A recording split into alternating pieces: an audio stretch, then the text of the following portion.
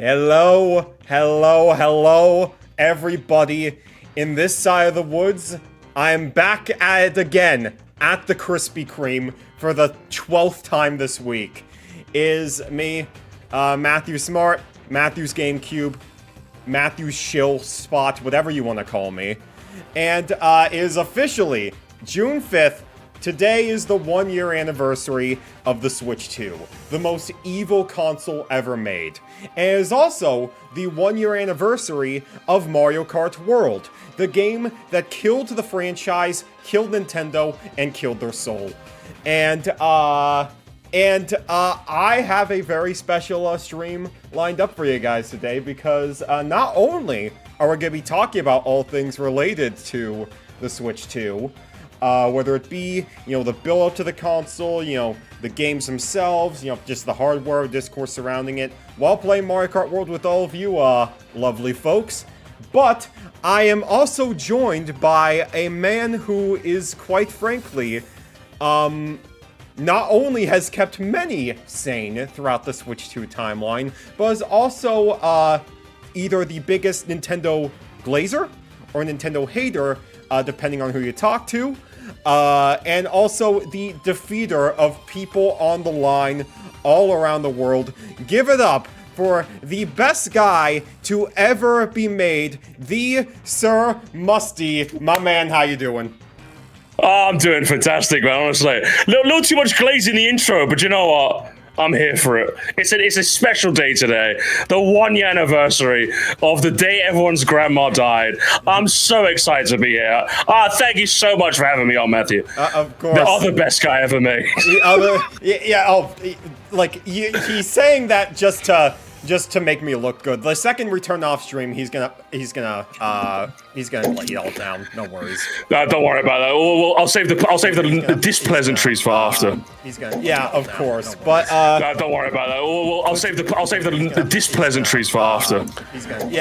But I'm just making sure audio is good on my stream, on my end, real quick. It should be good. You guys can let me know in the chat if everything is good on my end. We love Sir Mustard. Oh, that's one of my friend's shooting films in my chat. How are you gonna take that? Honestly, I'm a little offended, not because you misnamed me, but because mustard is just not that good a condiment, and I feel like it's I genuinely think it's an overrated flop. Really now? You're more of a ketchup or a barbecue guy? Yeah, but here's the thing: it's the reason I say overrated specifically is because when you're getting a hot dog, it's what? Ketchup, mustard. Mm-hmm. Why is mustard in the conversation there? It's standing alongside ketchup as if it's one of the big dogs, and it's well, it obviously isn't. Mm-hmm. So why is it offered along the same side as a hot dog? It makes no sense. Honestly, ketchup has always been the superior one in that instance. Also, the man corrected himself. Apparently, he's referring to the producer, DJ Mustard. So no, you've mispersoned me as well. I'm not even a DJ. I'm just the guy that yells at people online. That's what I do.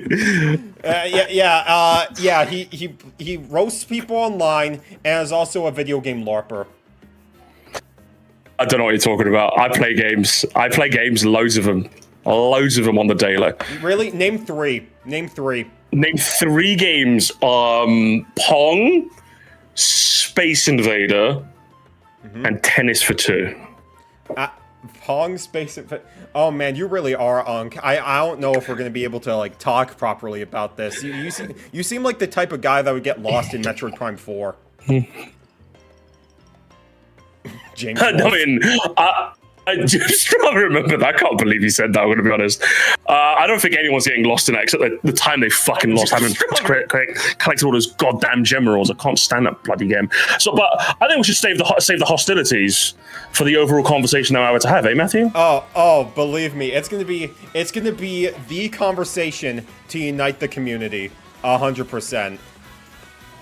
But so where should we start from? But the very top, right, Matthew? Of course, yeah. I gave you a little list ahead of time, so we'll go through this one by one. With that being said, I will get things started on my end once I set up my own. I'm gonna set up my own online lobby just because I imagine with your viewer base, the code's gonna fill up very, very quickly. So I think you're better off making a room, sending me the code, and then I'll join, and then people can. Yeah. And then after your community gets time, my lot will join, because otherwise it will be very unfair. Yeah. Let me just. Oh yeah, I forgot. I unlocked the fishbone. Best kite ever made. Yeah. Next to the cow, obviously. So yeah, it's been a year since the Switch 2 has dropped, and I gotta hear, like, what was your experience getting the console in the first place? Because for me, I ended up getting it it was the first time. Not only did I ever get a console at launch, but also like I actually got to the GameStop and got to hang out with everyone for like the midnight release of it. Oh, that's pretty cool. Yeah, which was a really, really surreal experience, honestly, just because, like, every time I'd go to a midnight launch, it was specifically just for, like, the games and that's it. So I've never done that for, like, a console before, and it was just, like, me being, a guy that lives in Arizona, right?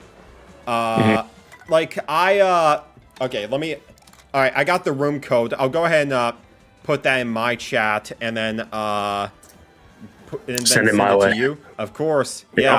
Yeah, so, like, it was just in the middle of Arizona, just out of, like, stupid nowhere. Like, this random GameStop, I didn't think, like, many people would show up. Not only did, like, you know, I think there were, like, over 100 people or like, around there that showed up, because they have a lot of plentiful stock at my GameStop. But also, of all people... Freaking, this is gonna send you back to 2016. Of all the people at this random GameStop in Arizona, freaking Ricky Berwick was there. Oh my god. What was he doing? He was just there. You tell me.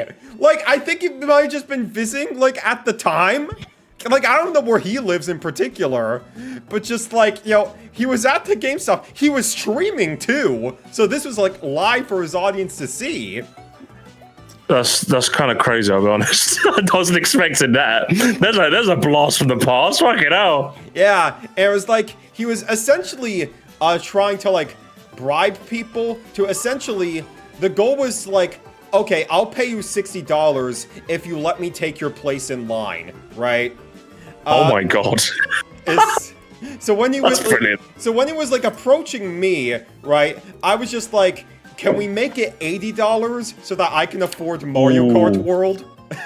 Oh, you bought him. That's sick. Yeah, and he wouldn't budge. He wouldn't budge. Oh. What cheapskate? Yeah, honestly, you know, he has 1 million subscribers, so that means he's rich, obviously. Obviously, that's what that means.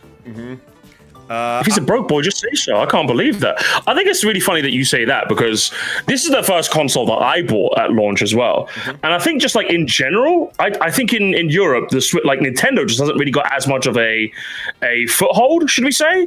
So like those kinds of experiences are kind of like few and far between. Like I think the only other time I've ever gone to a midnight release, funny enough, was the release of Pokemon Omega Ruby and Alpha Sapphire.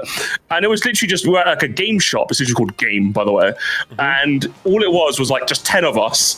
I got my game. I chatted. And obviously in British fashion, none of us dare talk to each other. Or in London British fashion, should we say, because very rude to talk to people. I don't want to bother anyone. They don't want to come across as a weirdo. Yeah. So I kind of got my game. And that's kind of it. I just moved on. The most eventful part about that was the drunk guy that stumbled by saying, a bunch of babies buying video games. And then we were just like, oh, what a loser. What a loser. Can you believe that?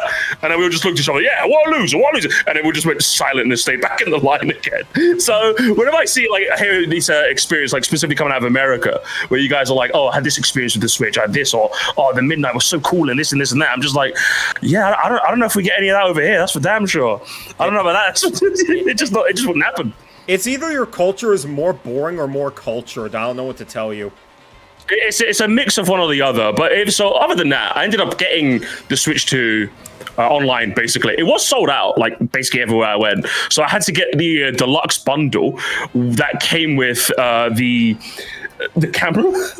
So now I have to explain to people I have the camera not because I actually bought it, but because it was the only it's the only one I could buy.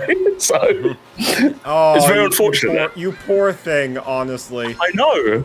And I had to pay that off over 6 months as well. So I had to pay off plus the camera and a copy of Street Fighter as well. So I couldn't believe that. The camera's completely useless too, because I know you can plug in the webcam I'm using right now. I can plug that into my Switch 2 right now, and it will work. So I only bought that bundle just so I could get a launch, so I could cover a launch as the content creator, as the shill content creator I am. But had it been not for that, had I not been a content creator, I think I would have just waited on buying the Switch 2 at launch personally, because I was excited to play Mario Kart, and obviously DK Bonanza's around the corner. I think I personally would have waited until Pokemon Legends ZA came out. That way I would have had Mario Kart, Bonanza, and that to play, 3 games at once essentially to play. So it was quite different me buying it now, because I'm buying it more as a content creator, and even then I'm kind of glad I did, because not only was it just fun to just play Mario Kart as a live streamer, but even then it just allowed me to play these games immediately. Like Donkey Kong Bonanza, for example. I absolutely adore that game. So my launch experience was just relatively tame. And anytime these conversations come up, I always go, yeah, we're kind of a boring country, I'll be honest, Matthew. Yeah. Listen, all you got is your freaking okay, to be fair, you got bombing food. I'll say that much. Okay, we're gonna do frantic items if you feel a little bit crazy today. I always do frantic items. Don't worry about that. All right. We'll do 4 races. Intermission 10 seconds easily. 150. We'll do knockout tours eventually, obviously, but we're just gonna do the standard versus races for now. All right, and yeah. So but yeah, no, you got bombing food. I will say that much. I will say, yeah, it's funny to me just because when I went to Japan last year, right, the last restaurant I ended up eating at before we ended up leaving was this French restaurant. Was it any good? Oh, I had the best baguette of my life. Shit. Here's me thinking baguettes are just baguettes, but I didn't realize they came in good baguettes and bad baguettes. That's just how British my mind is. I can't comprehend the idea of the French doing anything good. Yeah, and you're part of it, sadly. So it's what does that say about you? I don't know, to be honest. It says a lot about me. But do you know what also says a lot about me? My favorite Switch 2 game. Should we transition into that? Yeah, and just yeah, I will say what would you... I guess this can transition to part of the reason why I bought the console myself, because the reason why I bought the console, I mean, I probably wouldn't have bought it at launch just because if it wasn't for this game, but also because the looming, I'm gonna say the scary word, the tariffs that be, just buying it early on was definitely gonna be the best move for me.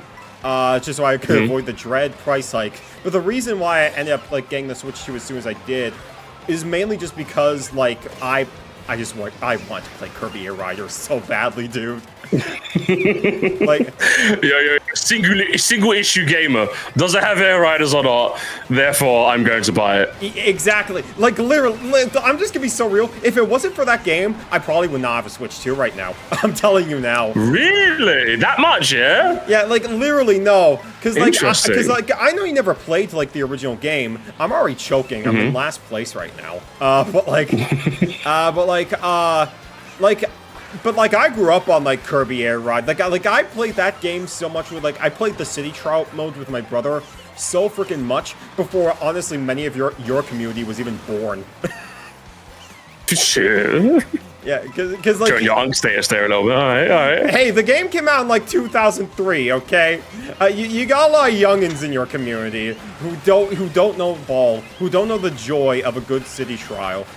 And so it didn't matter if the game sucked to me. I was gonna get Switch 2 no matter what, just because I needed to know what that game was gonna be like. And thankfully, the game ended up being bloody fantastic. It genuinely... Was it everything you could have asked for as someone who loved the original? Oh, basically, honest to God, going back to the original after I played that game, because like I was at a convention where they did like a tournament where you played like the original Kirby Air Ride. It feels so weird going back to it just because it's much more, because Kirby Air Riders is much more fast-paced compared to like the regular like old Kirby Air Ride, which I really do like, and like it's not like I can't adjust to the original game, but like it's very, very bizarre. Because of how fast it is, but it also just makes it feel so much better, much more snappy to play, more accessible too, and also the fact that they actually made some compelling racetracks to go along with it. Okay, because like for me, I really did enjoy Kirby Air Riders, but I did kind of bounce off it. I didn't really like bounce on it the same way everyone else was, you know? Because I think the game is really fun, and I think it is, ironic enough, I like more what Kirby Air Riders represents in the sense that at the time it came out, it was kind of looked over, because at the time, if you needed an arcadey, fun, slapstick sort of racer to play with the family, Double Dash was right there. Whereas now, if you need like a fast-paced, like fun arcadey racer to play with people, you don't really have that many options. Like the video game industry is a lot less whimsical now, should we say? At least in the AAA space. They lost so their having soul. just a little bit, to some degree, you know how much I hate that fucking buzzword. This is so soulless, man. But like to some degree, I kind of get it. Like a game like Kirby Air Ride. When I say soul, just to clarify, I want to add some like addendums to that term. What I specifically mean is a Ubisoft, an EA, and Activision is not making Kirby Air Riders. It's not making just a sequel to a game that didn't just sell well simply because the director was like, I kind of just want to make this. Is that all right? Or should I say Nintendo kind of approached him? I think is the story how it goes. But it's just kind of, so the fact that even Nintendo would approach them indicates that they see the value in these sorts of titles, and I think it's that sort of foresight that I think we will appreciate about Nintendo, because no other company seems to have it. And like we give them a lot of stick, and rightfully so, but they're the only company that's just willing to just go up to Sakurai and be like, hey, do you want to make this game? I think in general, I think Nintendo glazes like freaking Sakurai just as much as we do, honestly. Literally, I don't doubt that in the slightest. It's like he hasn't made a bad game yet, if ever. Even like that freaking like, what was it? Because I watched his YouTube channel back in the day. He talked about like the little like mobile game that was only in Japan about bugs that actually looked like interesting. Yeah, like he just knows how to make like an engaging video game. And while obviously, yeah, a new Kirby Air Ride is not gonna get the same amount of attention as something like a new Smash Brothers, like we know Smash Brothers is an inevitability, which just makes the fact that, you know, we got Kirby Air Ride back, of all games, just that much cooler. Yeah, it really does, honestly. Like they seem to do a good job retaining their talent, which is something that every other AAA company, especially in the West, could surely take a page from, eh? Especially with all these layoffs that we constantly hear about. But you never really hear them in regards to Nintendo, and it just goes to show with the quality of the output that they're consistently able to produce, you know?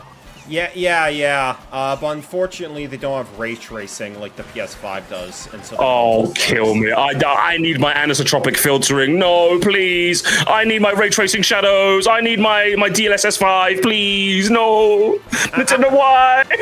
Yeah, I'm gonna be so. This is not gonna help me beat the Nintendo bootlicker allegations. How many people that talk about like ray tracing or DLSS 5 like actually know us in games? I think this is definitely a little bit of a tangent, but I swear to God, that's got to be my least fit. Like, if I was at bottom 3 discourses that just seem to always pop their head in, is the graphics-based ones. Like, how many times do I see people going, oh, like, in Red Dead Redemption 2, you can literally see, like, Arthur Morgan get goosebumps as the weather gets cold, and I'm just like, that is a cool detail, but, like, whenever I see these tweets blow up and people go like, wow, it kind of, like, hyper-focuses on that, when it's like, well, do you know what's the best bit about Red Dead Redemption 2? It's the fact that it's a really fucking good game that has one of the best stories that video games ever told. That's the thing I love about that game. But like, it's just so unbelievable. Like, I saw it in regards to 007 First Light, which as of now just recently came out. There was one building where there's a texture where there's fire, like fire billowing from a fireplace, and admittedly, it does look a little like slapdash.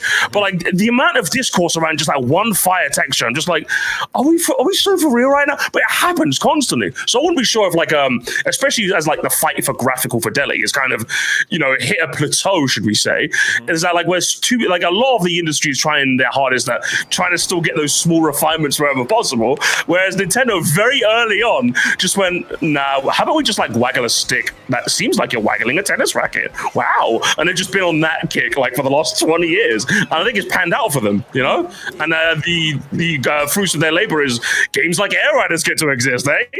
Yeah, 100%. It's almost as if not caring about... Okay, obviously I know you have to care about... Okay, we'll get back to the game argument in just a second. But, like, obviously, I know...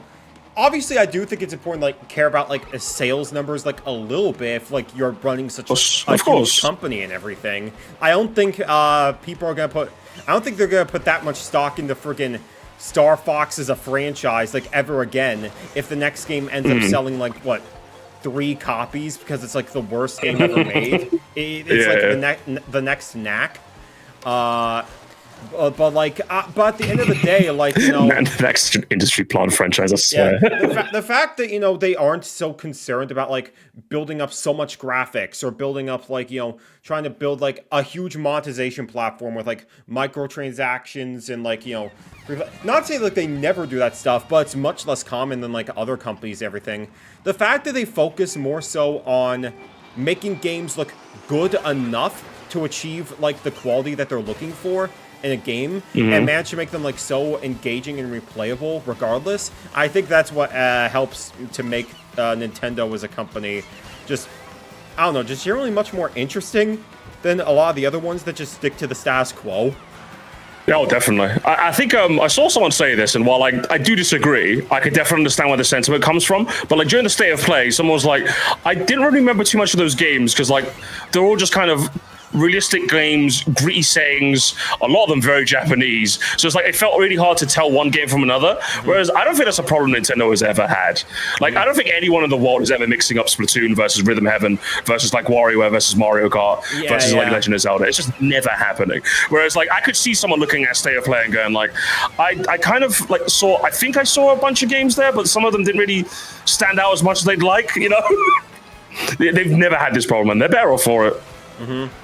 Yeah, 100%. But with that being said, we should probably not stop talking about like, the stigma and like, the legacy surrounding their games if we aren't actually going to play the games themselves. So like, that's true. You need to prove that you're not a LARPer and tell me like, what was your favorite Switch 2 game? I think I already know the answer, but just for like, for my audience's sake. What would you say? Yeah. I think easily, by and large, it has to be Donkey Kong Bonanza. Fair choice. The fact that that game kind of now, obviously, this is my first time being a content creator and playing video games essentially. So I can see it from firsthand, and I'm sure like you can maybe cooperate and other people can. In that DK Bonanza seemed to like have like no real staying power in terms of like the cultural zeitgeist of like Nintendo YouTube, and I'm just like I don't know how we just let one of the greatest games that they ever made just like slip through the cracks so quickly. I have no idea how that's managed to happen. I mean, I guarantee it's like I guarantee that if the game was exactly the same, but they just replaced Donkey Kong with Mario, all of a sudden the game is like a timeless masterpiece that everyone will talk about for years to come. Without a shadow of a doubt. I believe that wholeheartedly. Because like the amount of quality and charm, and like when I say charm, I mean specifically like place. I hate this game. I took last place. I'm returning the Switch 2. Uninstall the Switch 2. I'm serious. All right, but go on. You might have to. It's bad. But like I use the word charm, but I want to quantify exactly what I mean by that. There's so many small little details with everything that I absolutely love about Donkey Kong Bonanza. On top of its gameplay loop just being very Odyssey inspired, but with just Monkey Smash, which is just perfect for me. On top of that, I think they really refined everything that Odyssey kind of, I would say, not necessarily wavered on, but like pain points. Like I'd say one of them was like the moons, for example, right? Like it felt like there was no real quote unquote reason, if you needed more of a reason, to collect as many moons as you possibly could. You just needed the requisite moons to move on, and that was kind of it. While you just kind of, we don't necessarily need to get the Bonandium gems. The fact that they're tied to a skill tree means that you kind of inherently want to. You get the Bonandium gems to use skills so you can play around with more stuff. That inherently creates a much more user-driven focus on collecting the Banandium gems. You know, obviously we know that DK loves them, and he shows them in that cutscene every single time you get one. And oh, banana! But like me as a player, I want to get more gems so I can see what this next ability does. So it's fantastic in that regard.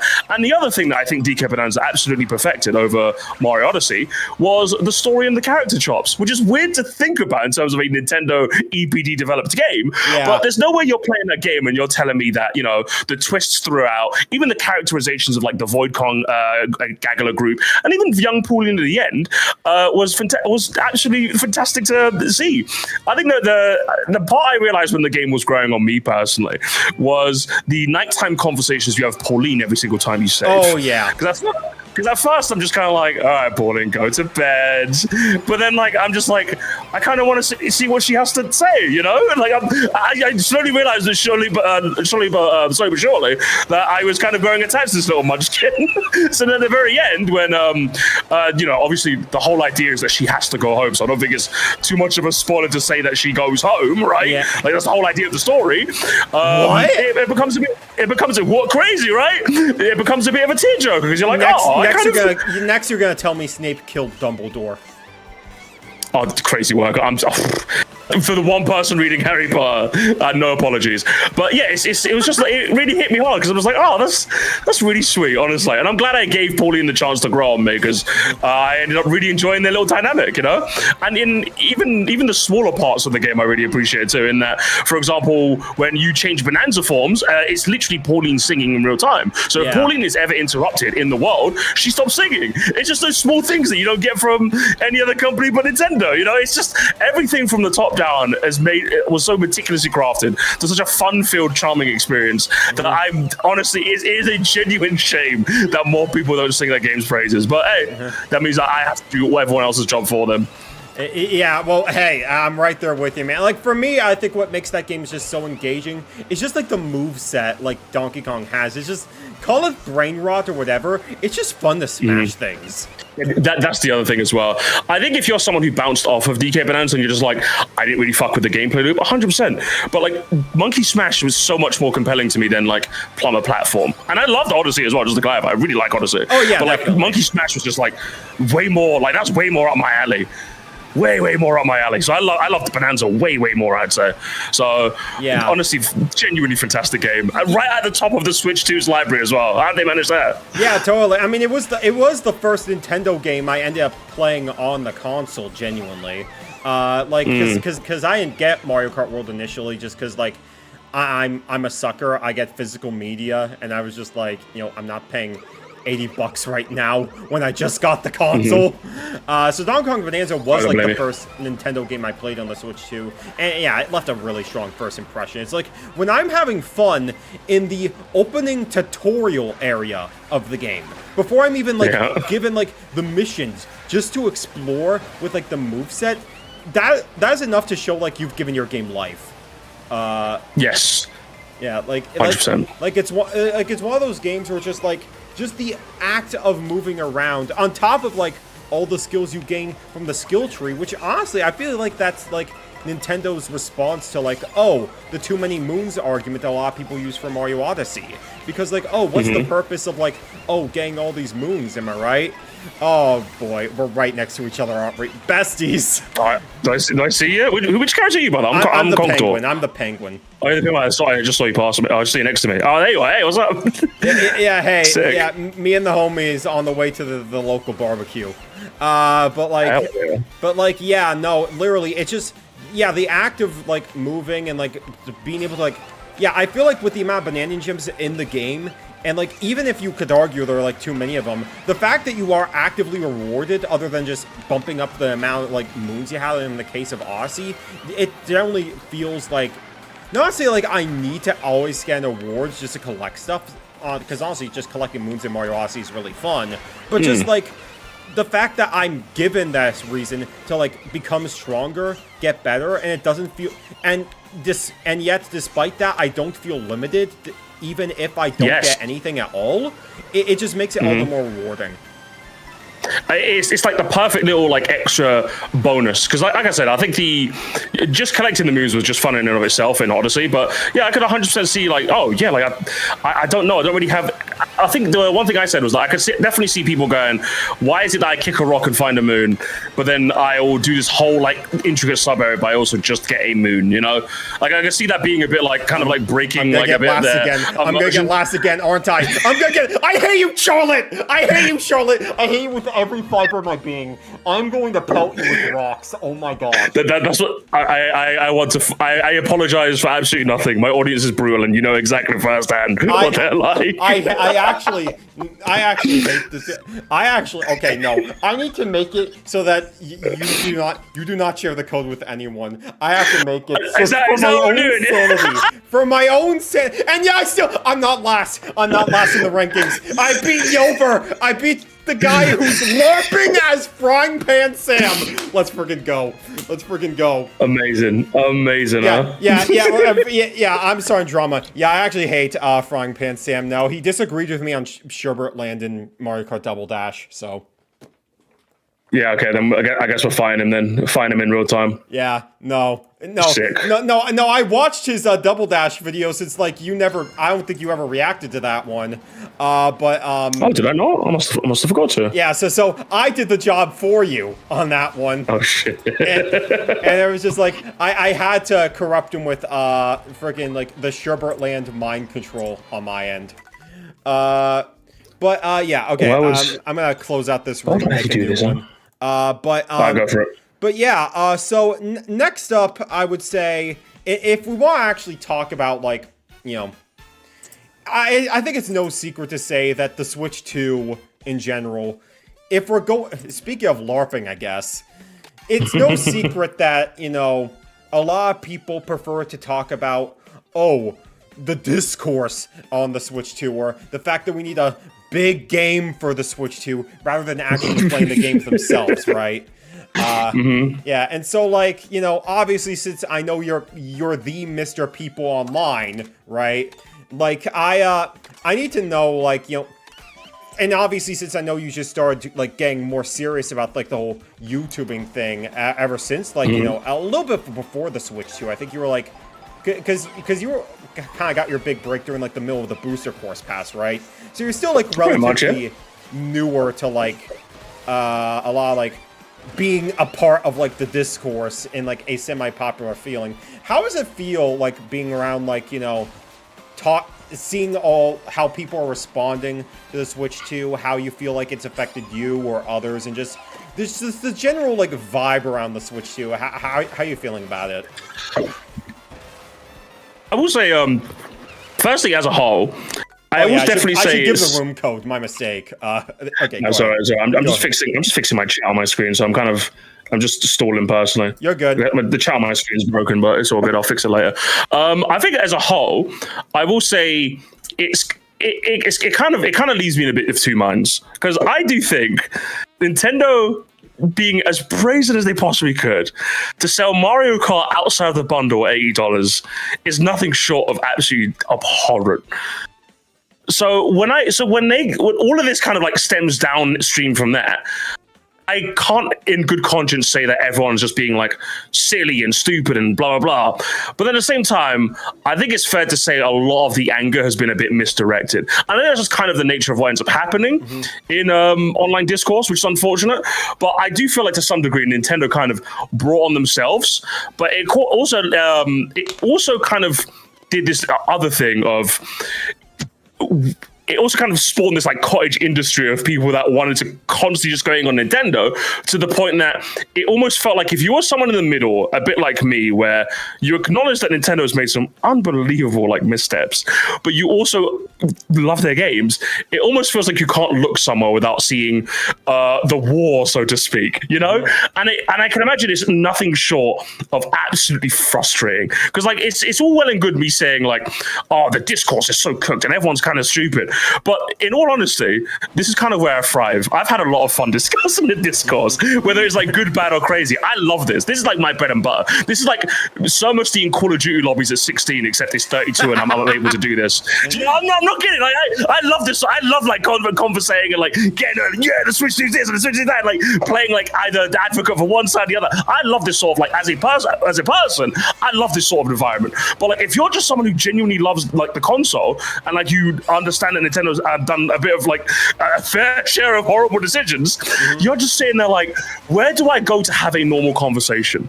And it feels, I don't want to say it's impossible. I'll let other people like make that judgment call. But it feels from the outside looking in, it must feel impossible, doesn't it? It must feel that way. So I can understand why people are so annoyed about it. So to some degree, Nintendo's kind of like shot themselves in the foot. Oh, yeah. But when every other person, when there's an entire cottage industry of people saying Nintendo shoots themselves in the foot again, can you believe Furukawa decided to not open the door for his wife on the way to work this morning? Unbelievable stuff is happening in Nintendo. I'm just like, shut up, man. And then I think, so I don't know how you feel. That's my opening statement. Go on. Yeah. No, Nintendo is doomed for the 5,000th time. No, like it's so annoying. Yeah, it's like no, like to an extent, like I get, like you're never gonna hear me say something like, oh, you shouldn't boycott, you shouldn't dislike something. Like I think that is just genuinely a draconian like mindset to have and everything. It's safe to say that. Okay, you can put the code in now if you want. Do you want me to? All right. If you want more. But like, but like, I think it's safe to say, like, I think majority of the Switch 2 backlash has definitely been justified, for sure. Like, it's sort of, like, not saying that Nintendo's never been greedy. They obviously have before. But it feels like an unprecedented level that we're just not as used to. Which ultimately, I feel like has priced out the console for a lot of people, which is a fair statement for people to have. Like, you know, if they can't afford it or they think, oh, they just don't want to support the practice, totally fair. Totally fair. If the game lineup is just not up to stuff with them, very fair. I think it's safe to say, and this goes just for like a lot of things online in general, a lot of the outrage surrounding the Switch 2 is also just very, very performative. Where it feels just like it feels just like a lot of people are just going out of their way to hate it just so they can get like a quick buck or like, you know, push an easy narrative, because like it's so easy to like fall into like, you know, social media traps. Not to get on this conversation like too much, since it almost feels a little bit like it's a conversation better saved for like another stream entirely. But I do think like social media in particular, with the algorithms that be, sort of force it so that people are sort of stuck in one mindset, because at the end of the day, algorithms only care about keeping you locked onto the screen for as long as possible. So if you're seeing stuff that you naturally want to see, like, as much as possible, if you're constantly watching it and you're constantly being suggested to it and you don't end up paying, like, don't recommend, you're constantly going to be fed this a constant loop of like, you know, Switch 2 bad, Switch 2 bad, Switch 2 bad, or whatever it is that you're focused on in the moment, which makes it feel like things are much worse than they actually are. And I think that's the you hit the nail on the head perfectly in that I think this is probably the first time, if especially talking to Bandy as well, about like just what Nintendo Switch 1 discourse used to be like. In that, this is probably the first time, if you were just a Nintendo viewer, that you've had to like deal with this sort of thing. So I can imagine it just feeling like really overwhelming to constantly just see, oh my god, everyone's either discussing the discourse or either just like getting angry at the people discussing the discourse, and it becomes, like you said, like this self-fulfilling negative feedback loop, because a lot of people, and just this goes with people in general, a lot of people aren't really like used to the idea of training their algorithms. That's something that a lot of people just don't know. The fact that so many people, I've said, hey, click the don't recommended button. A lot of people came to me and said, what did you, I've always asked this, what did you used to do before I started telling you don't click recommend? It's like, I never used it because I just didn't think it worked. And I'm just like, I think it just goes to show like a severe lack of trust in the algorithms, which I understand. Don't get me wrong, obviously, why would you trust them? But like, you have to understand that they want you here as long as possible. So if you click don't recommend, they love that. They're like, okay, sure, we'll show you stuff you do want to see, you know? So, but like, just a lot of people just don't understand that. And And it's made it feel way worse. And I think the other thing that compounds this worseness is the fact that, and I discussed this when I talked to Bandy, is that Nintendo just isn't helping themselves neither. This weird era of radio silence where Nintendo just doesn't seem to want to say anything and are just more than content with like just dropping a Star Fox Direct whenever they want. It just doesn't help. Now, do I think the grifters would still grift if Nintendo was still very communicative? Of course. But you are lying to me if you're telling me it wouldn't feel a lot better as a fan if Nintendo, if it feels like Nintendo at least had their ear to the ground, which just seems like they don't have their ear to the ground. They have their head buried in the sand, you know? So it's like, where do you even get your trusted information from? If Nintendo's not even going to give us any information, then I think the unfortunate side effect of that is that people just fill in the gaps with whatever they want it to be. The grifters will fill in the gaps with the most negative sort of like slot on anything you can, and the fanboys will fill it with every sort of positive slot we can. So there's no way for you to get like objective information if the objective information is just constantly staying quiet. So they're not helping themselves either, which I think is the other bit that really sucks. They're just not being transparent with us. If they want to like make the Nintendo Today app their marquee way of delivering information, by all means. If they want to do directs, just tell us. If they don't, just tell us. I feel like they don't really gain much by being so secretive. But again, I'm not CEO, I guess. Like I mean, I do agree that a lot of it Nintendo has definitely brought onto themselves. Like I was willing to be like, I'm gonna let it slide a bit, where it's like, you know, okay, it's March. Like, why are we still talking about this now? The fact that we're in like the middle of the year, I can definitely understand a bit more. Like for as much as we poke fun at the guys, like like your Nintendo Lands or like Nintendo Primes or whatever it may be or whatever, there is a genuine point to be made that the lack of communication has generally been very, very confusing.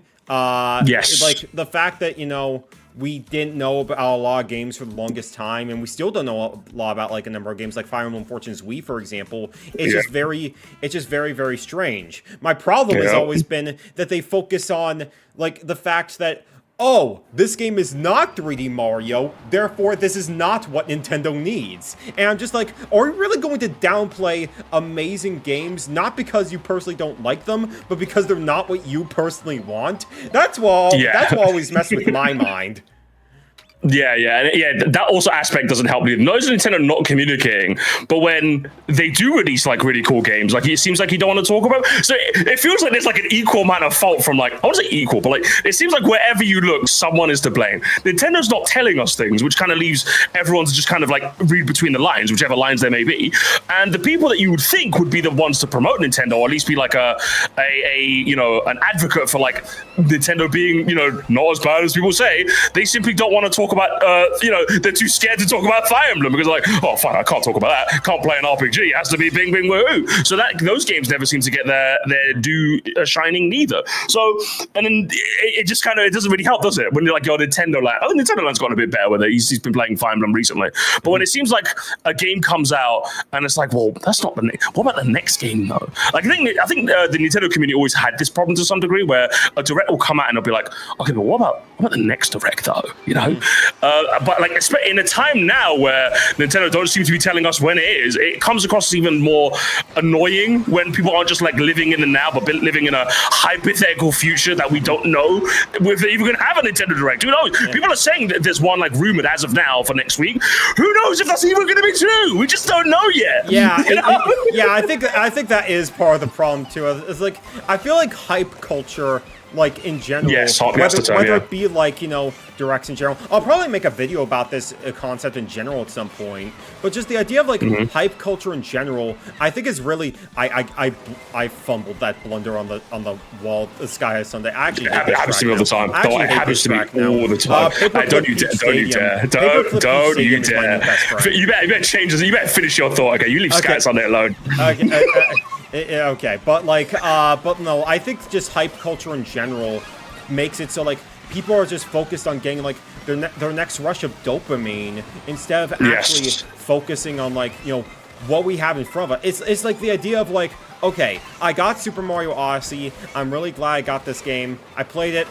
I'm just gonna sit for the next one now instead of like actually taking the time to like think about it, or maybe like get into the weeds of like why you like the game so much, or like maybe look at some of the other games around there, like while you're waiting for like future stuff to come out, or just, you know, the idea of like hyping up games that don't exist.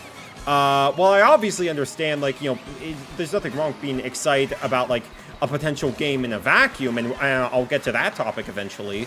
But also, but I just think in general, just downplaying the library just because it's not what you specifically want is just like my favorite Nintendo Direct we've ever gone was the very first Switch 2 Direct because we managed to get Kirby Air Riders. But do I go into every single Nintendo Direct expecting a new Kirby Air Ride game? No.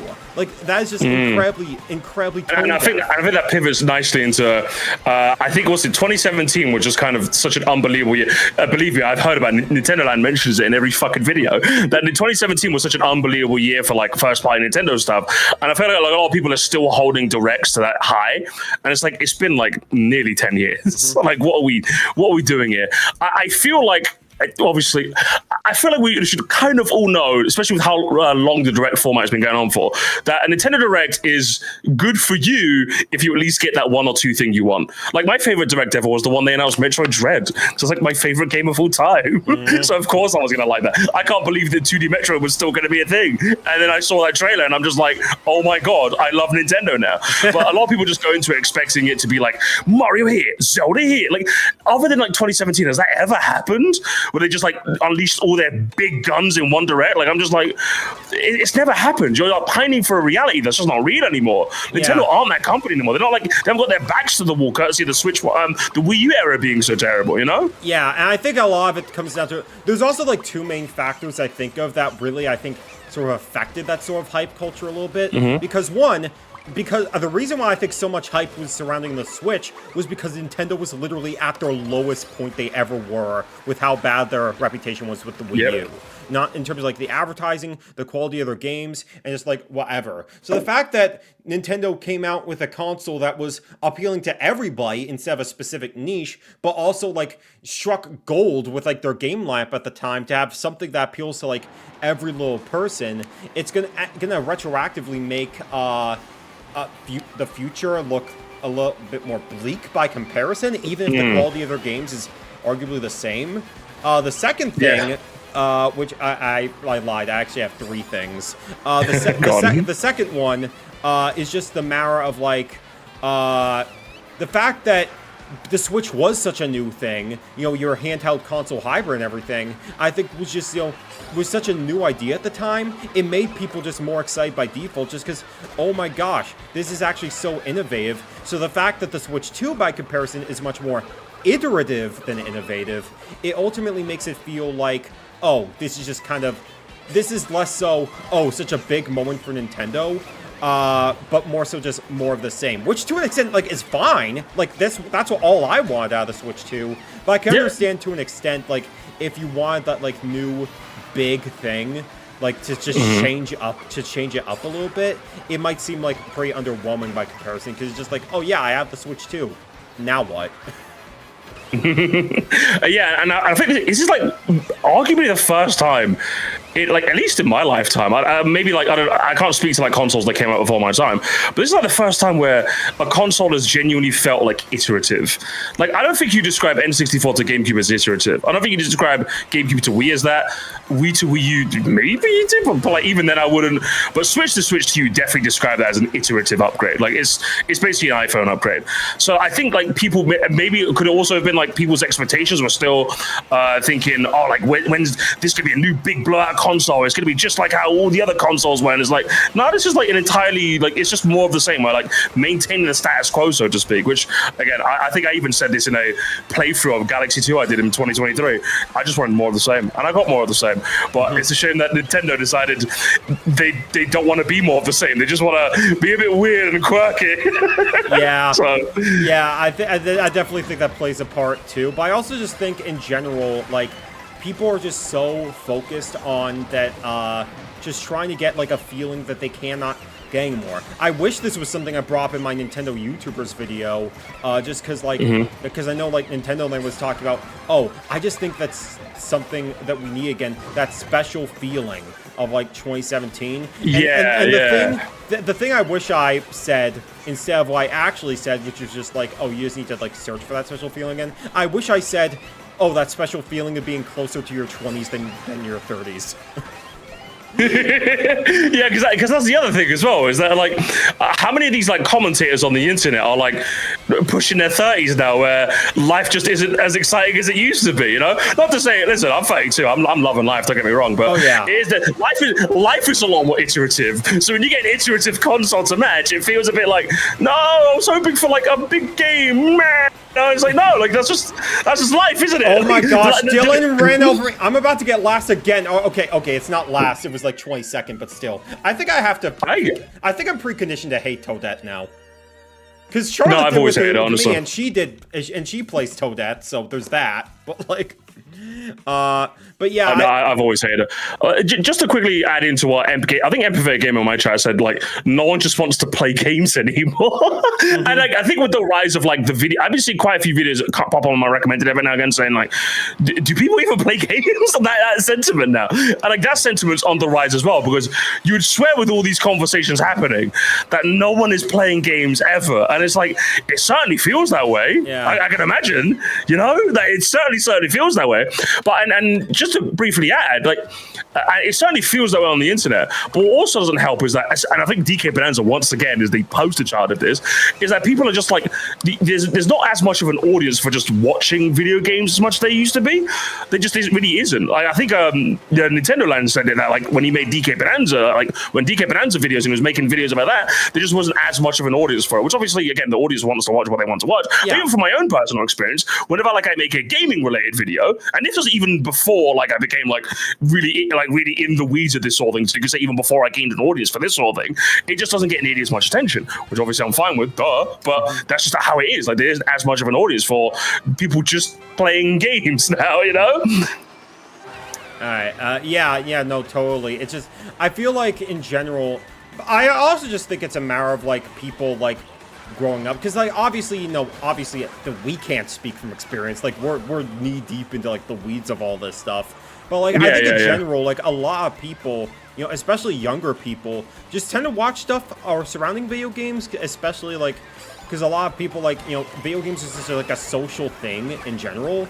It's like people just want to feel like they're a part of something, which is why, as cringy as I hate using the word cringe, but like in general, as cringy as it is for people to form like parasocial relationships around YouTubers and like streamers, everything, I do kind of get to an extent, because of like the personal aspect of like talking about these video games, and like especially in the case of like streaming them like you do, it almost makes you feel like, you know, you're part of a club. You're part of like you're like a buddy in a way. And so like I understand like to an extent. So naturally, when a lot of these like kids and teens, you know, grow up, and a lot of people just end up like moving on and just focusing on other things in their life, like, you know, their jobs, or like, you know, their college careers, or like whatever it is that they're focused on, like family and stuff, that sort of just leaves the people that are like who love video games to such an degree that they just want to like talk about them like whenever they get the chance, or just and so a lot of those people tend to feel a little bit more,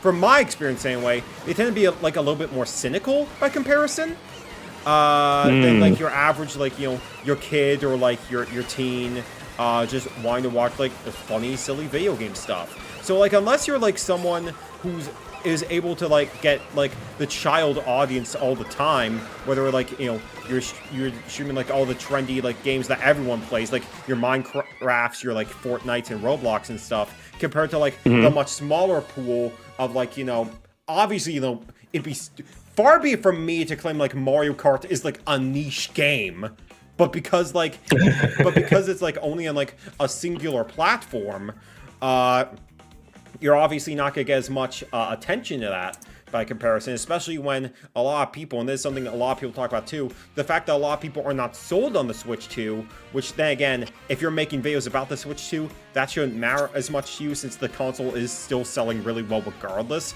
You should just focus on the audience that like is in the ecosystem, or like if they're not, you could sell them on it. Like, I really do think this chase for, like, views and audience retention, I just think that does hurt the discussion surrounding, like, the Switch 2 in general overall.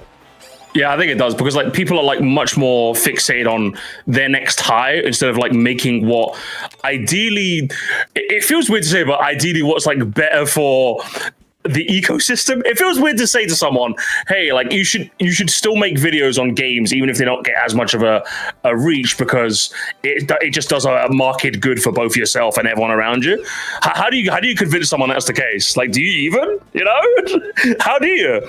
Because yeah, I'd say it is like a lot more fulfilling for yourself and everyone who watch to like make videos on like the games that you're playing instead of just the discourse all of the time.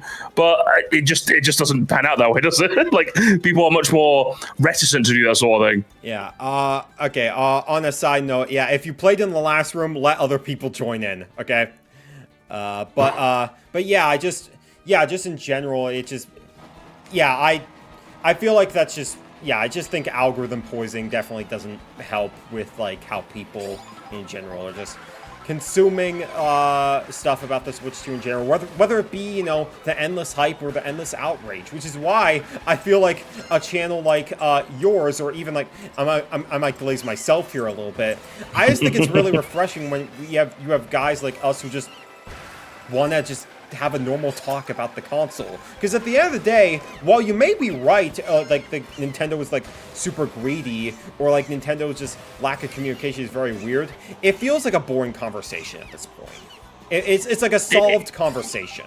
Yeah, as I say, it's more solved than boring. Because like I'm more than okay with people talking about this sort of thing on the internet. By all means, go for it. But like, if you're expecting me to constantly talk about it, then I think that's a bit different, isn't it? Because I'm just like, I've had these conversations. I've kind of like moved past it. If that sort of conversation becomes relevant again in Nintendo making the prices something ridiculous, then yeah, by all means, I'll talk about it again. But like, you don't need me to talk about Mario Kart World being $80 because I've already talked about that. If Nintendo does another $80 game, then I'll talk about it some more. Absolutely. Yeah, I've already said my piece, and that's kind of it, really. Yeah, definitely. No, like obviously, I think the point is, we all should be criticizing Nintendo for what they do wrong and everything. But I feel like just this tunnel vision mindset of wanting like a certain thing out of it, or like expecting like doom and gloom because they killed my grandma or something. I just think that completely destroys a lot of the just the discourse and discussion surrounding it. And also just, I don't think that should affect your love of like the system or hate of the system. Like, who cares if a game is like, I literally bounced on the Toad free roam. That was really funny. But like who cares if like a game is considered a system seller? Do you like the game or not? It's like I love Kirby Air Riders. Loads of people are not going to play it. Online lobbies are not going to be as frequent as Mario Kart World. I don't really care. Yeah. That's got to be like mine. It happens in the football space, which is like my other passion. I love football, but like that happens in the football space sometimes, where like I'm thankful enough to support a big enough club where I don't necessarily need to worry about the day-to-day finances. In the same way, let's say you did follow a Yacht Cup Games. Yacht Cup Games famously said that if Mina the Hollower doesn't sell $250,000, then they'd go out of business, essentially. Which thankfully they now haven't. I think they sold like 300K in 3 days, which is fantastic for them. They get to keep on trucking. Amazing. But like I can understand if you are worrying a bit more about the financial side on a company that like that.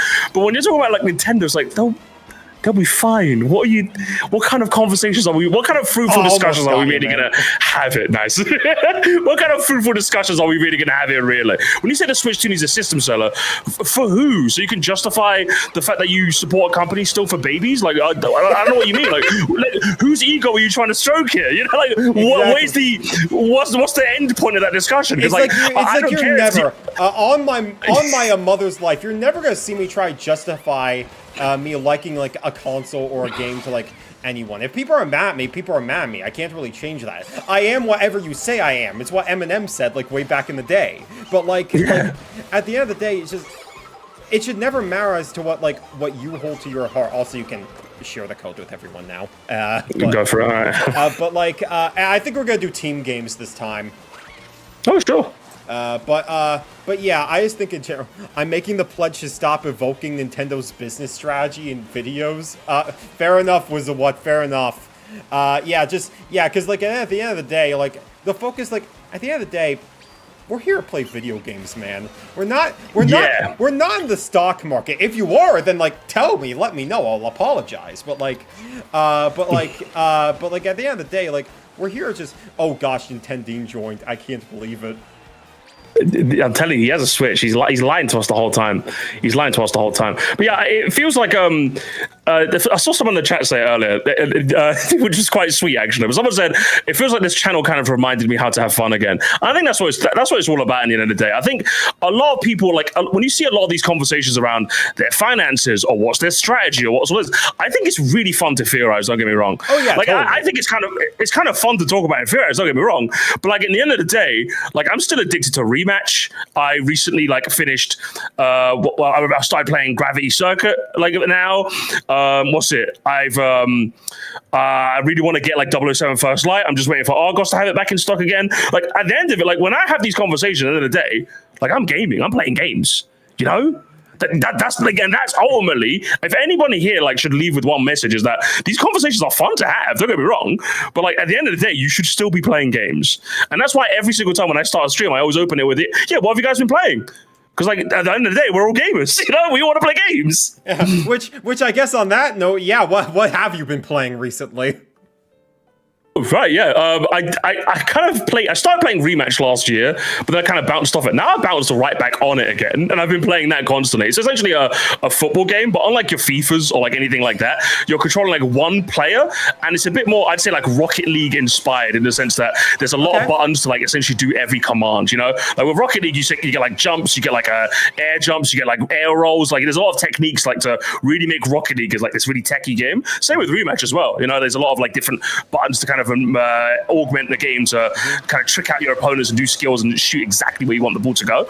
And as someone who loves football and who did used to play the yearly FIFA slot game, but I fell off of that when I finally kicked the bucket on that. Thank goodness. Yeah, it's like quitting smoking. You know, like once you quit, you're like, oh, thank goodness for that. I can't believe I used to smoke a pack a day or a pack a year in this case. So Rematch kind of hit that same nail where I'm having a bit of football fun, but with a lot more of a technical package, which has been very fun to play. Yeah, well, that's always good. Like for context for my viewers, for like my American audience, he's talking about like what soccer is over here. I never understood why. I never understood why they called it soccer over here. I never like it. Just like if anything, your name is like it makes much more sense than what we call football.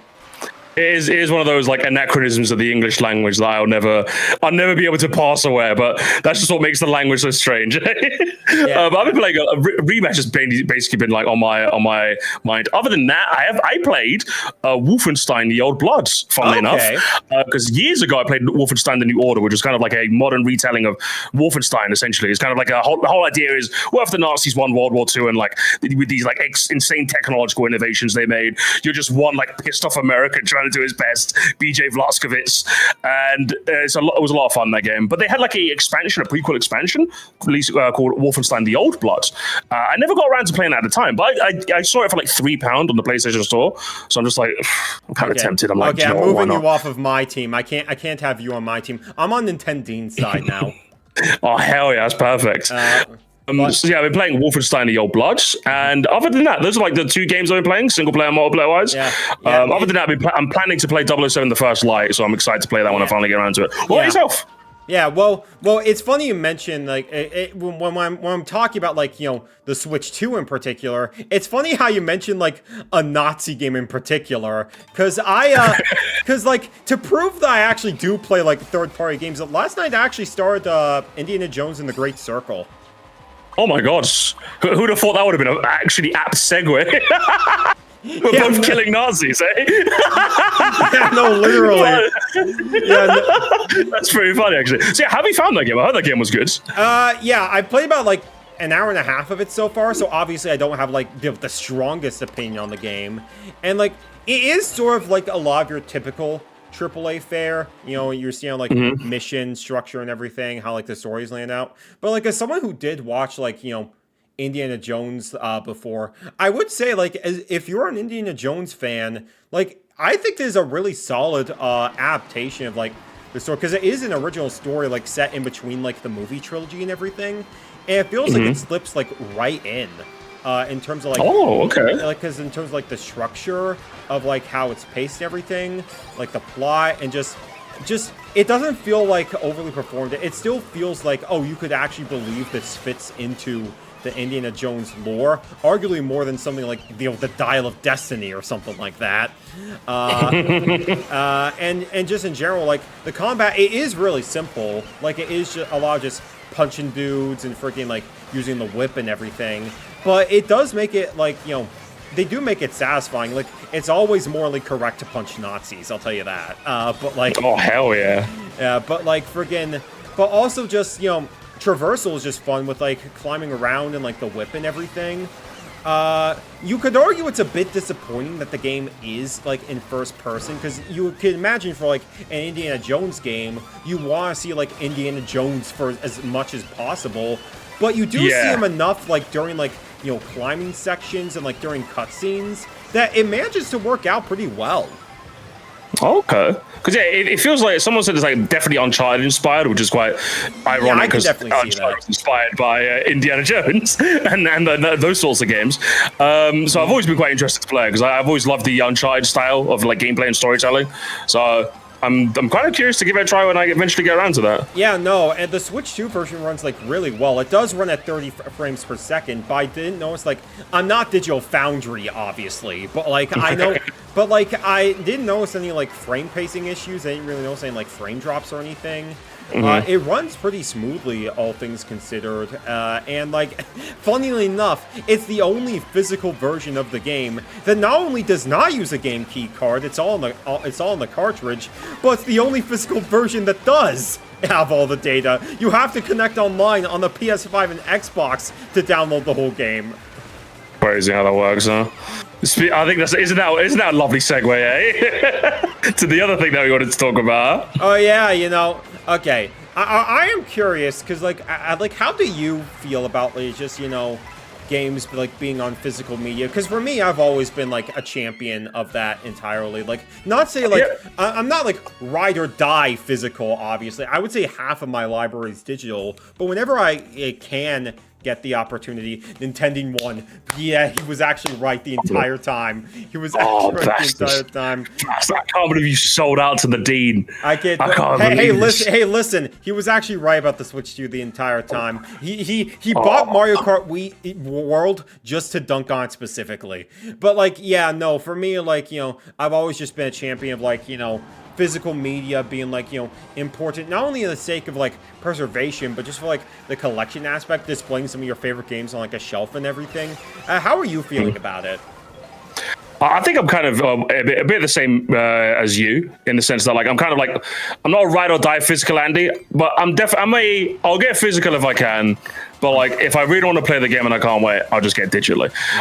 But generally, more often than not, I try and go physical. Like right now, I could buy 007 First Light, but it's slightly cheaper physical, and so I'm just gonna be like, any excuse to buy physical. Basically, it's like £5 cheaper. £5 is not going to bring the house down, but I'm like, if I can get a £5 cheaper and a disc to boot, I'm getting it. Why not? You know. So that's kind of always been like most of my, especially with Nintendo, most of my collection is physical, because like again, a lot of the time the game actually comes on the disc or the cart, should I say, which kind of like brings me to the whole game key card situation. In that, while I understand why Nintendo got backlash for that, I feel like the only reason they got as much backlash as they did is because Nintendo fans only play Nintendo games. That is the only reason, and I'm 100% convinced of that. Because like I saw the game keycard situation, I'm just like, okay, what's the issue with that? Well, that means all the game is not on the disc. I was like, okay, so that means what's it? If it's on the disc, then it doesn't have that banner, right? It's like, oh, okay. So you mean the same thing that you mean they're making companies disclose whether it's on the disc, something that PlayStation and Sony don't do? You mean they're actually taking a stance and making you know? Yeah, is that what we're angry about now? I would say I'm more angry about the fact that apparently when it came to physical cartridges, they were only offering like the large one, if that makes sense. I think they're offering like a smaller version so people can like actually buy them and it's all more cost effectively. That is what I was a bit more upset about. But like when it came to the game keycard situation, people were just pissed in general that, oh, it has this ugly banner. It's like, well, yeah, because like now you know, is all the game on the disc or not? They've given you the information. You're pissed that you now understand more information. I don't get it personally. I mean, yeah, they did this like with the Switch 1 as well, just not nearly to this degree. I feel like it's more so just I feel like a lot more of the outrage is more so just about like the principle of it, just the whole you will own nothing and be happy mindset that a lot of people tend to have. I think a lot of it, I think a lot of the outrage in general, just because it is so readily displayed now, a lot of companies are just using it as like a scapegoat now, especially considering those cartridges are like much cheaper to like put out by comparison. So when you see your freaking Indiana Jones and the Great Circles, when you see your like Cyberpunk 2077s actually putting in the effort to put all the data on the cartridge, it almost feels more like the exception and not the rule, which is kind of a shame. No, it is a shame. And I do think that one thing I do love, and I absolutely love the gaming community for this, so this is something that we should all pass up. If anyone even complained about this once, you should give yourself a pat on the back. I love the fact that we now made it like a moral issue. You know, in the sense that, okay, now we know that Nintendo is offering like a more cheaper alternative to those game cards. So now we know if a thing is game key card, we can now like let companies know, hey, I was going to buy your game physical. I don't want it now because it's a game key card. And like I think that pressure has definitely made some companies go, okay, like we should probably like go for the actual like full cartridge now. 100%, I guarantee you there's at least a couple of companies that whoever threw those hammers back, fuck you. I guarantee there's now a couple of companies that like decided we're now gonna shell out the money for a full physical cart because people are gonna be pissed about it. So I'm not pissed that Nintendo said like made companies forced to disclose it. I'm more upset that they didn't give us all the options right off the rip, and now they have. Now we've made it a moral question. I'm happy that we've done that because I know now, I was fuming when Pokopia came out as a game key card. Yeah, and I mean that's the reason. That's part of the reason I didn't buy it. I'm glad, honestly. I don't blame you because I'm just like, you're $1 billion company. You can afford actual cartridges. What are you doing? You're being dumb and stupid. This is ridiculous. Like that's with one of the few times where people use Pokemon as, it's the highest grossing media franchise in the world. Yes, and it works. And actually has like a valid point. It's the first time we can say that, and it works. And I'm upset that more people were pissed there. I'm going to be honest. I'm upset that more people were fucking annoyed because it was annoying, and apparently there was already like a issue of like stock shortages as well. And I'm almost certain they printed them at a low amount and also printed them as game key cards only, just to be like, well, look at that. No one bought physical. I guess now we have to go game key cards for like. It's a scare tactic too. That's another thing. Yeah, that's what they're going to do now. So like that's why it's more important for us now that Nintendo's given capacity-based options for all sizes. It's more important than ever for like if a company wrongfully, which I say is in most cases, opts for the game key card option, we should like make a stink about it.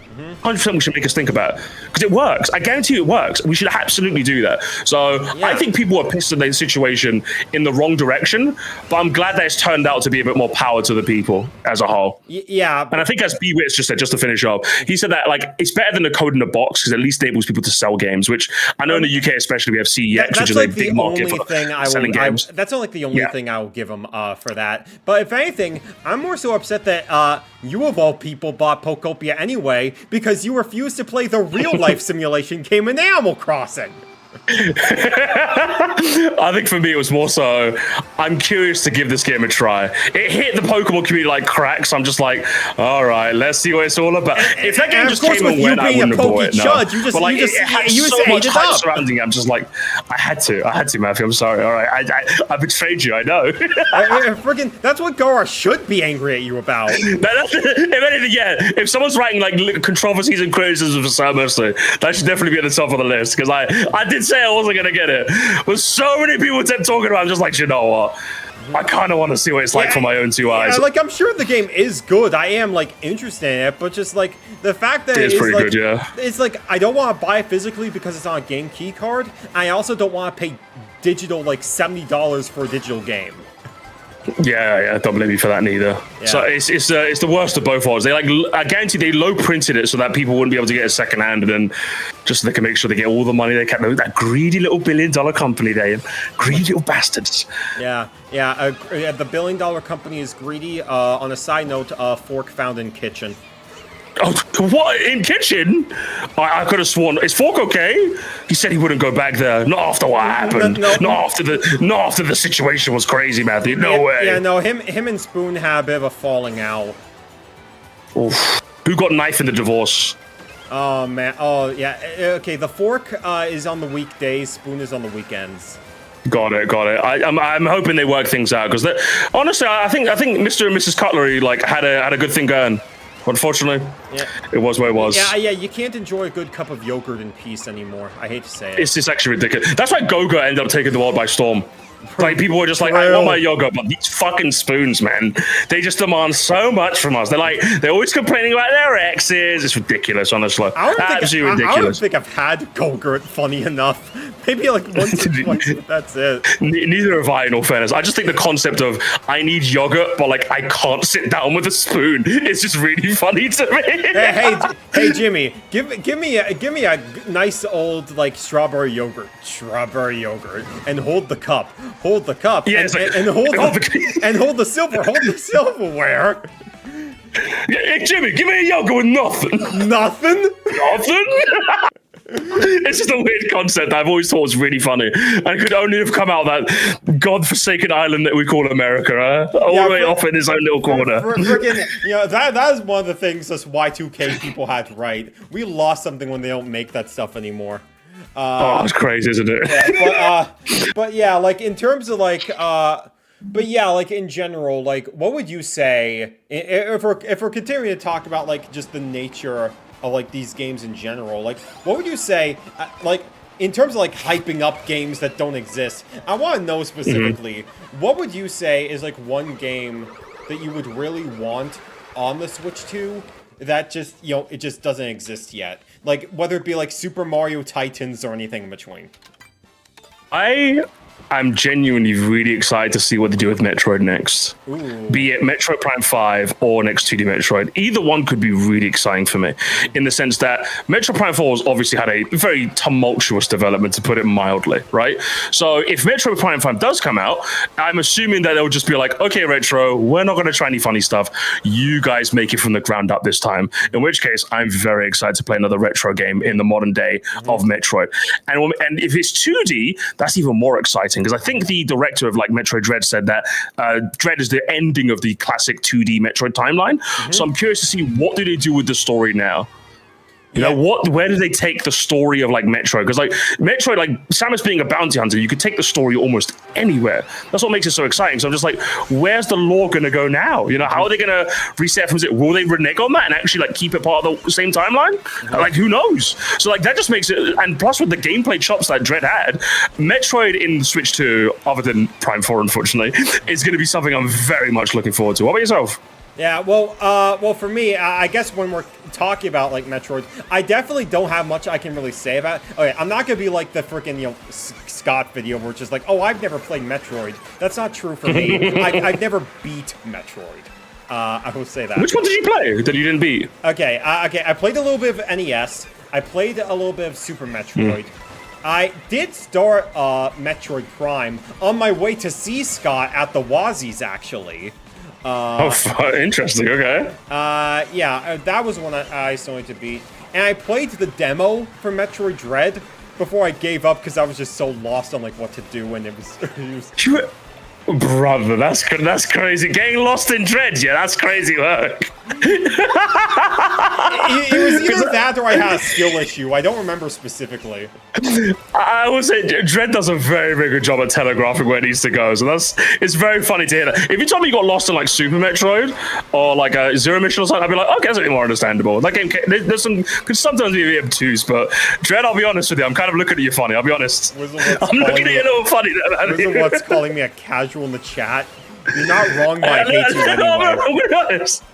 Far be it from me to call someone a casual, like as a turbo casual, but like I'm kind of looking at you a bit funny. I'll be honest. You're not wrong, but I hate you anyway. But like, see, what was your what are you excited for on the Switch? I definitely do want to play through like Metroid Prime. I definitely do want an opinion on Metroid Prime 4 in particular eventually, but that's like far away. But if you're asking me, I don't know, like in a post Kirby Air Riders world, like, it's just hard to like know what I specifically want, because that was like my literal dream game come true. So it's like, what do I want after that? So like my mind immediately goes to, I guess, a new Wave Race game. Really? Wave Race? Damn. getting really obscure with it now, are we? It's not gonna happen. What are you gonna Like, say next? Mario's got, like, Eternal Darkness, yeah? You know the Eternal Darkness game? yeah, I mean that'd be cool in its own right. But like if you're asking me, I don't know. Just the Wave Race in general is just one of the just because I played a bit of Wave Race 64. I played it on my N64 back in the day. It's such a fun little racing game. Like, as someone who actually did go jet skiing in real life a few years ago when I visited Hawaii, is generally one of the most like surreal, just fun experiences I've ever had. Also, neither of us won. I got more points than you, so your I'll team take did that. beat me, so I hate you. So there's that. I can't believe you hate me because you hate me, brother. Hold on. It did cover the screen real quick. Let me just quickly save a replay real quick. So like I gotta remove the webcam a little bit. You gotta see like how well did Nintendo do? Yeah. I think he ended up like topping the scoreboard. I think on my end anyway. Yeah, like he's a real one. He is a real one. I will never. Nintendo is really good at this game. Honestly, I'm shocked. I'm shocked in between all the daily slop he makes, he can still play good at Mario Kart. Crazy. Real. All right, but I think it's high time we do Knockout Tour now. Let's do it. Are we gonna reset the room? But yeah. But yeah, I think for me, was it like yeah, Wave Race 64 is just such a fun. It handles like just the controls of like actually driving a jet ski like so freaking accurately, and just like doing tricks in the game is like really freaking fun as well. And also the music, honestly, one of the best soundtracks Nintendo's ever made. Period. Really? It just. Are we talking about like Wave Race on 64 or the GameCube? So Wave Race 64 in particular. Blue Storms is like okay, but it's more so just general like rock music and everything.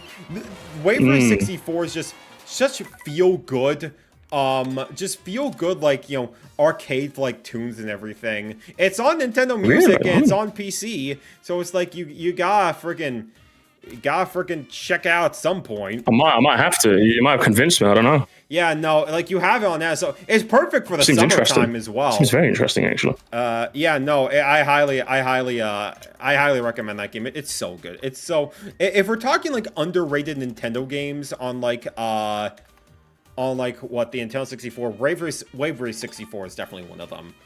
Yeah. I kind of like missed the N64 as a whole when it comes to that console, and from the little I play, it's usually quite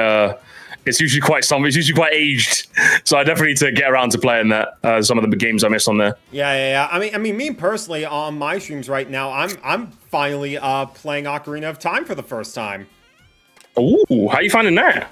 Oh boy, that game is okay. It's really interesting so far, going back to a game as ancient as that, because, like, obviously so many games have been, like, you know, since then have taken from Ocarina of Time's formula. But going back to, like, the originator that started it all, it definitely has growing pains in it for sure. But I can also see why, because so far I'm at the middle of Zora's Domain right now, so I haven't gotten to, like, the Adult Link stuff yet. But like, I can definitely see why, you know, people like loved the game so much back in the day, because it really does give off such a sense of like scope and adventure that not really many other video games were just really giving you at that point in time. Absolutely. I obviously know on your end you weren't really that fond of the game.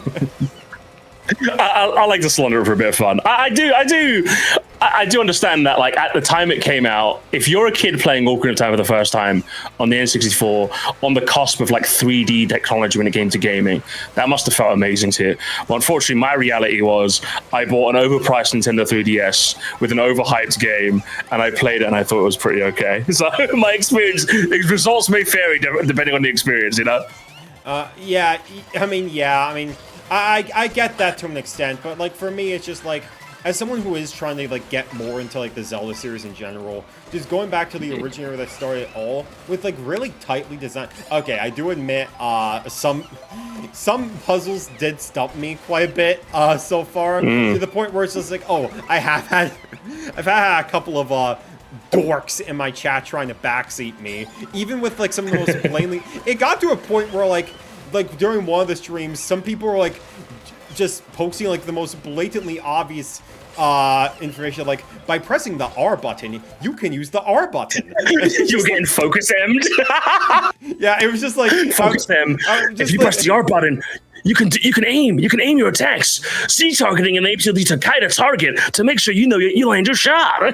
Oh man, yeah, it's amazing. It's bizarre. But also, Mr. Wizawa, say his name 3 times in the chat. He appears like. Mr. Wizawa in the chat is saying, like, have you played Yoshi and the Mysterious Book? I personally haven't, just because, like, you know, I was interested just because, like, I was just like, what was it? Just because, like, it was being sold for cheaper physically initially. But I think they stopped that after, like, you know, the game actually came out. So it's like $70 again. I don't want to pay that much for a game that looks like it was made for toddlers, honestly. Yeah. For me, I've just kind of missed it as well.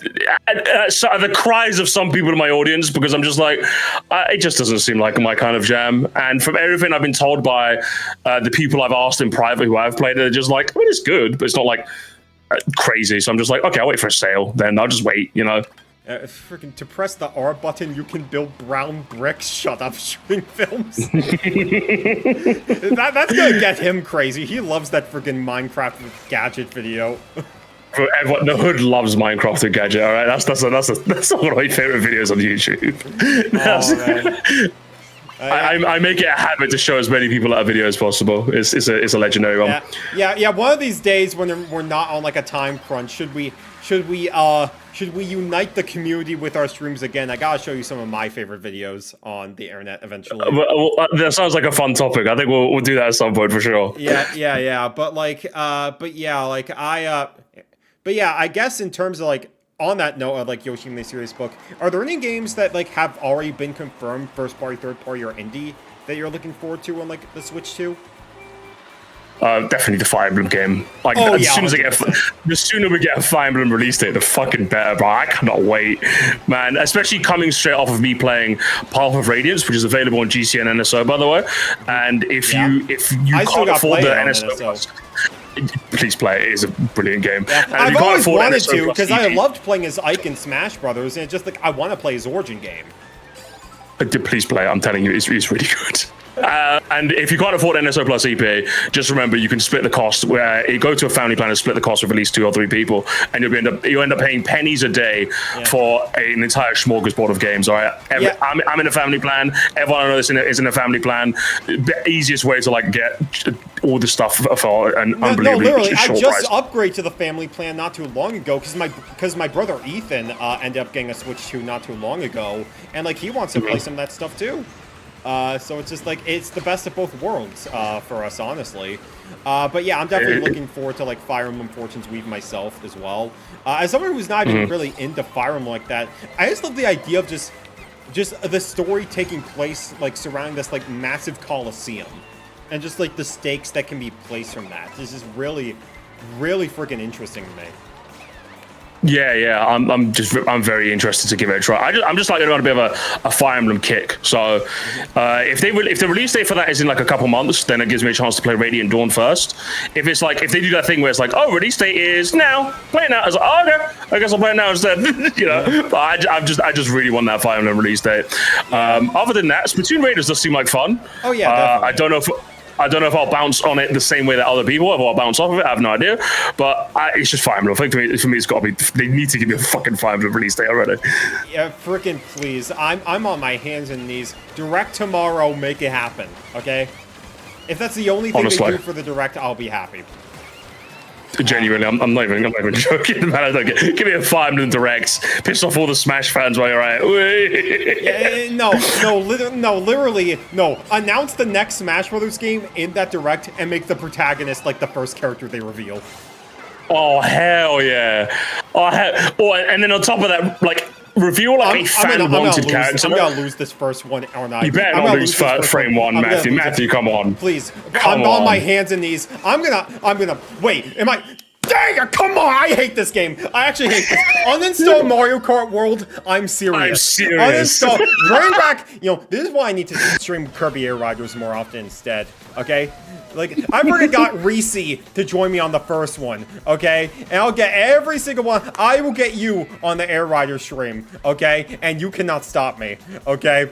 All of a sudden, my schedule seems really packed, Matthew, unfortunately. It's crazy how that works. I can't. Okay, mister. I didn't know who Magalore was. The Kirby LARPer. The Kirby LARPer. I was called a tourist on Twitter. That's my first like Twitter drama ever. Someone called me a tourist, and I cried for like 10 days. They said no sympathy for tourists, and I'm just like, what? No. I'm crying. What do you mean? No. The thing, no. No. Here on my streams, we call them locals. Yeah. For me, I think just LARP is a funnier term. I'm gonna be honest. I mean, LARP is still funny in its own right, but yeah, but I'm still in. Let's go. Yeah, I can't freaking change the button. So like freaking like where do I go to spectate you? I forgot which button I have to press. I think it's up on the D-pad, and then you got the list. They made it a bit complicated for no reason. I push reason. up on the D-pad, and it just gives me quotes to pick. Okay, here we go. It's down. Okay, here we go. You're in fifth. Okay. You gotta win this for us to unite the community. Okay, yeah. First it's Animal Crossing. Now it's Air Riders. Thank you, baseball. You hate everything that I stand for. Listen, next year be telling me you really like Pikmin. That'd be like the Triforce of games Pikmin 4 I is wish I was into a bit more. Okay? Pikmin 4 is such a good game. Oh, I'm lost. I'm telling you. I got banana at the last minute, unfortunately. Oh my gosh, you failed me for the last time. It's just time after when it rains it pours, Matthew? First with Animal Crossing, then with Pokopia, next with Pikmin, and then I didn't even unite the community by winning. Sir Musty, Albert Boris is my new best friend. Oh, my boy. Yeah, honestly, fair. I'm not even gonna fight you on that. I really am not. I deserve it. Yeah, but like, as far as any other Switch 2 games I am looking forward to, there was a recent announcement. You might have been able to catch it in your news channel, actually. But like, they announced a collection of like old Toy Story games that's gonna be re-released in October. Oh, I heard about that. Yeah. Yeah. Interesting. Yeah, no, it's all the stuff from like the first game up until like Toy Story 3. And honestly, in terms of licensed games are considered, the Toy Story ones are generally considered like pretty dang good, all things considered. Because like Toy Story 3, you know, it not only like recapped a lot of the movie really well, as well as doing some creative things with it, but also had like this big toy box mode, which is sort of like a miniature sandbox back in the day where you could customize a town, do little missions and everything, which was really engaging. And then like there was Toy Story 2 on like the N64 and the PS1, which was just a really solid like 3D platformer in general, just with like solid like, you know, physics, a good gameplay, very similar to like, you know, Banjo-Kazooie in terms of like mission structure, being able to do what you wanted.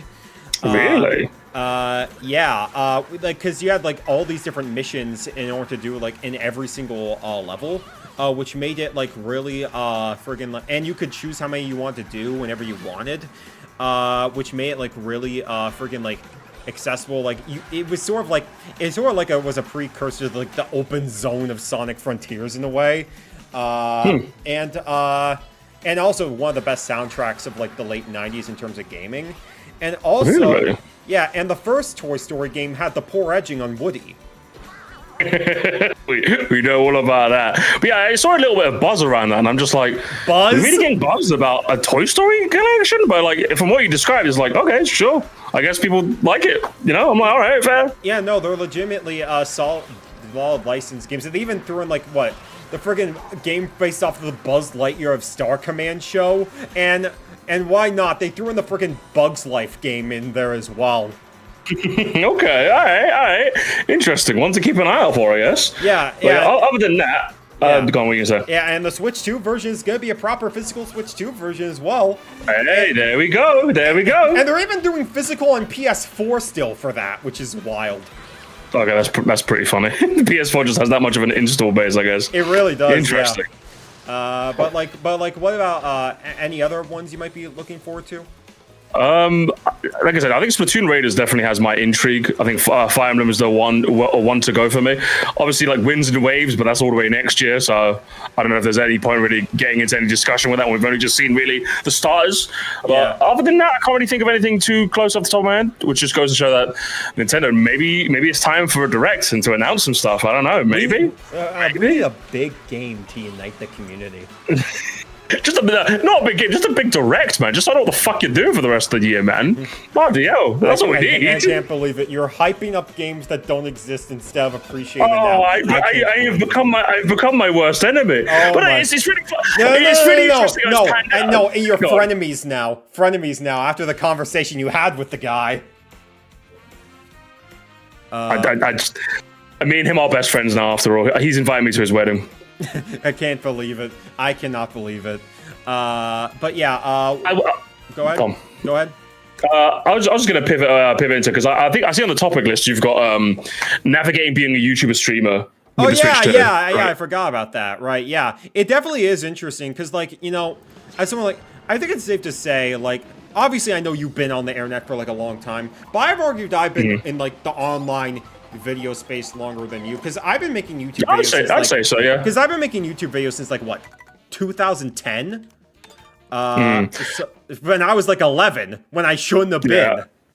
I've only been making them since what, like 2016, and even then, like, I just kind of like posted, and that was kind of it. I didn't really like inundate myself with any community until the Nintendo space when my Mario Kart videos took off. So this is like my first foray into like a community, so to speak. So yeah, it's quite interesting. That which, you know, whereas someone who I've obviously been doing it for like so long, obviously not nearly as popular or like has made much of an impact. Okay, actually no, that's not true because my Nintendo YouTubers video has got more views than any of your public videos.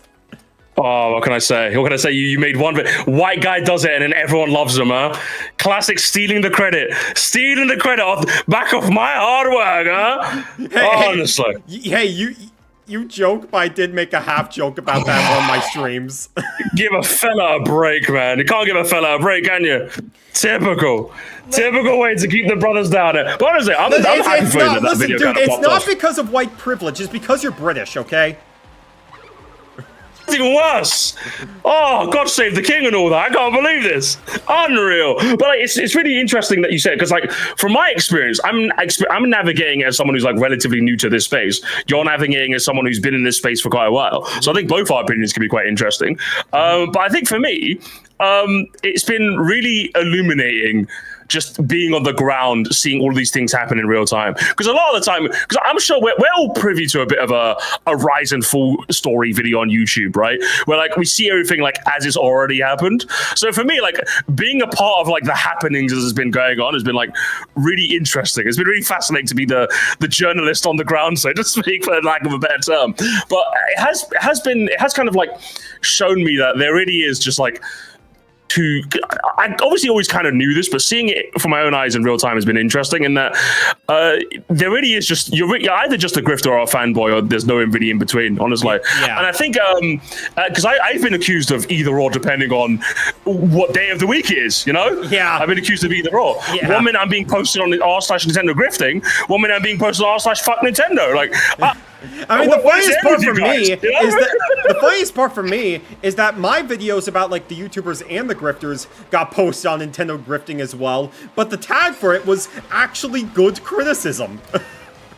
Ooh, okay. So you're the darling, huh? But yeah, it's like obviously I always kind of knew this, but seeing it happen to myself in real time was really illuminating. Just saying that it doesn't like depending on like the Musties or the streams I do in that given week depends on the perception that people have of me, you know.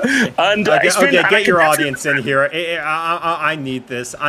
My room kind of Oh, sorry about that. I forgot you sent me a code. I've just been roaming around in free mode. Give me a second. Sorry.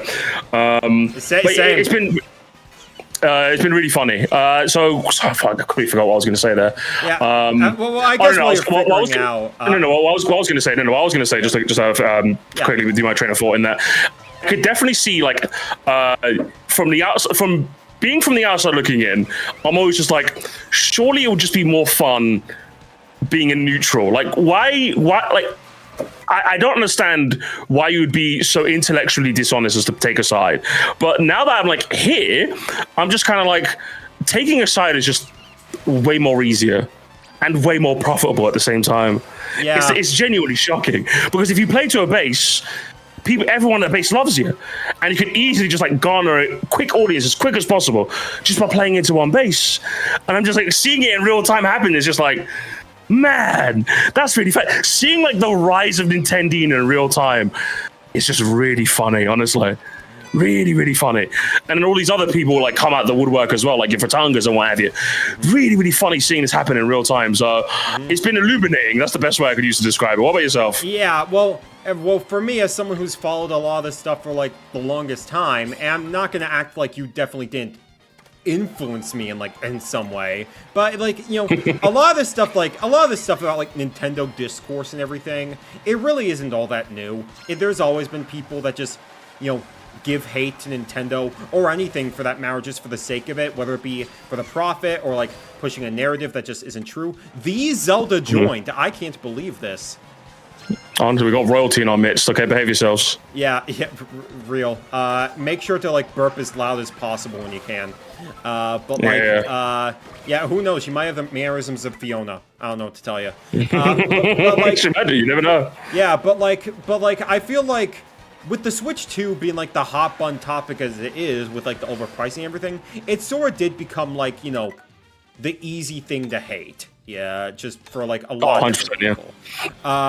And I feel like that just made like the discourse like much easier to like see and everything. And that sort of makes it like, whether like you're a youth creator in the space, it just sort of makes it a little bit harder to navigate that, especially when you're not quite as used to it. I've been used to it for like the longest time to know like, you know, the internet is like such a wash to the point where like I know like friggin', because, like, at the end of the day, places like Twitter, places like TikTok, they aren't real. It's all performative outrage. What people are angry about and want to cancel today is forgotten tomorrow, no matter what it is. And so, like, and I think it's all the more careful to like educate people in that regard, just to tell people like, listen, like, I think the number one question I always ask people is, do you remember what people were angry about on the internet 1 week ago? And it's like, no, well, neither do I. So doesn't that immediately, as soon as you ask someone that question, it immediately like just pulls the wool from out over their eyes. They're just like, yeah, like it's all fleeting. You don't remember even what happened last week on the internet, and you're telling me this is gonna really like light a fire under it. No one's gonna remember. Yeah, literally, no one's gonna remember. Yeah, it's all performative, and I'm probably gonna make a video about this within like the next week or something. But like literally, one of my friends was like, you know, the main character of Twitter discourse like a few days ago and everything. One of my friends, I've mentioned this guy to you before, Shotcat734. He makes like Kirby animations and everything, and he did like a parody about a week ago. He made like a parody video about like, oh, what if Kirby was in the Amazing Digital Circus, right? And like, someone posted a clip of that on the Twitter being like, oh, this is one of the best things I've ever seen. And the replies and the quotes were some of the most foul, insane stuff that I've seen in like a literal minute. And like, it's ridiculous, isn't it? And like, whether or not you think like his videos are funny or anything or like whatever, it's totally up to you. Like, I don't really care. It's just like, it's like people see like, it's just the performativeness of people seeing like a video that just a little all over the place, that's just a little bit brain rotty. I'm in last place. You better not, Matthew. Oh my mom, if you lose again, Matthew. Oh yes, Thunderbolt. Thank you. No, please. I'm on my hands and knees. I'm on my hands and knees. Please. Oh, okay, come on. I'm right here. I got the Mega Mushroom. Please, I need this. Please, we're safe. We are safe. Thank God. You have to do it for me, Matthew. Okay, you have to win it for me. Thank God. You have to win it for me. Did you lose? That lightning took my final item and I couldn't win it. Oh my god! I will do this for you. Okay. Squad, all right. Please, to save my life. Oh my gosh. But like, yeah, no, in general, just like, it's so performative. Just like I saw some blatantly ableist stuff. Being like about like really a lot of the stuff like surrounding like that clip and everything. Lots of like, oh, this is gonna appeal to like the most brain rotted of like white people in the world. Meanwhile, my friend who made the video was black. Yeah. I think, especially Twitter and TikTok, especially like online discourse as a whole, but TikTok and Twitter especially, it's so fleeting, and I think it's so it's so important to remember that it's just the most fleeting nonsense possible. I think that's why whenever I want to examine any sort of discourse, what I tend to do is I think the first question you have to ask yourself is what's the root cause? Why is this all happened? Because if you can't give me a good answer to that question, then it's just going to be all blur in a week and we could just forget about it. But if there is an underlying root cause, what can we learn from that? That's the best way to go about it, honestly, other than just laughing at the people being dumb. But that's generally the best. Those are the two things I use to navigate any discourse. I want to laugh at the people taking it super seriously because I like to have a bit of fun. Yeah. But I also want to what's the root cause and can we at least take something away from this? Yeah, and if we've done, then you've come out smart, Yeah. I mean, you're talking to Matthew Smart. I am talking to Mr. Smart, so it makes sense. Yeah. Yeah, but I think it's just in general, a lot of people I think the best way to navigate is friggin' okay. After a week has passed, are people still talking about this? After a month or even a year has passed, are people still talking about this? Yeah. And the way people reacted to that freaking digital circus video, the hostility of it, and just some of the most soy things I've ever seen in my life. Meanwhile, you go to the actual video on YouTube and you see the vastly positive reaction that video has gotten. It's just it just goes to show it's why I get so annoyed when people are making videos about so many there's so much negative stuff surrounding this thing. Meanwhile, the first point they bring up is Twitter. And it's like Twitter criticism is not real criticism. It's not real. You are arguing with an algorithm designed to engage you. And the worst part is when they say Twitter, and it's okay, can you at least give me some screenshots so I can cross-reference this? How big? If you're gonna at least give me the small fry of Twitter discourse, how big was this relatively speaking? Was it a 1K tweet, a 5K tweet? No, you got this method. No, I think you actually. I think you're gone. The green shell and I think someone ran to me with a star, and it was I think I'm done. It's over. Yeah, uninstall Matthew Smart. I'm serious. I'm serious as well. But yeah, it's one of those things where I think again you just and I think that's the scariest bit about online navigation, especially if you're younger as well. Because for me, this sort of thing has been very, very easy for me to pass as an adult. Because not only do I have the life experience that makes me realize, okay, this is it's all just a it's all just a flash in the pan.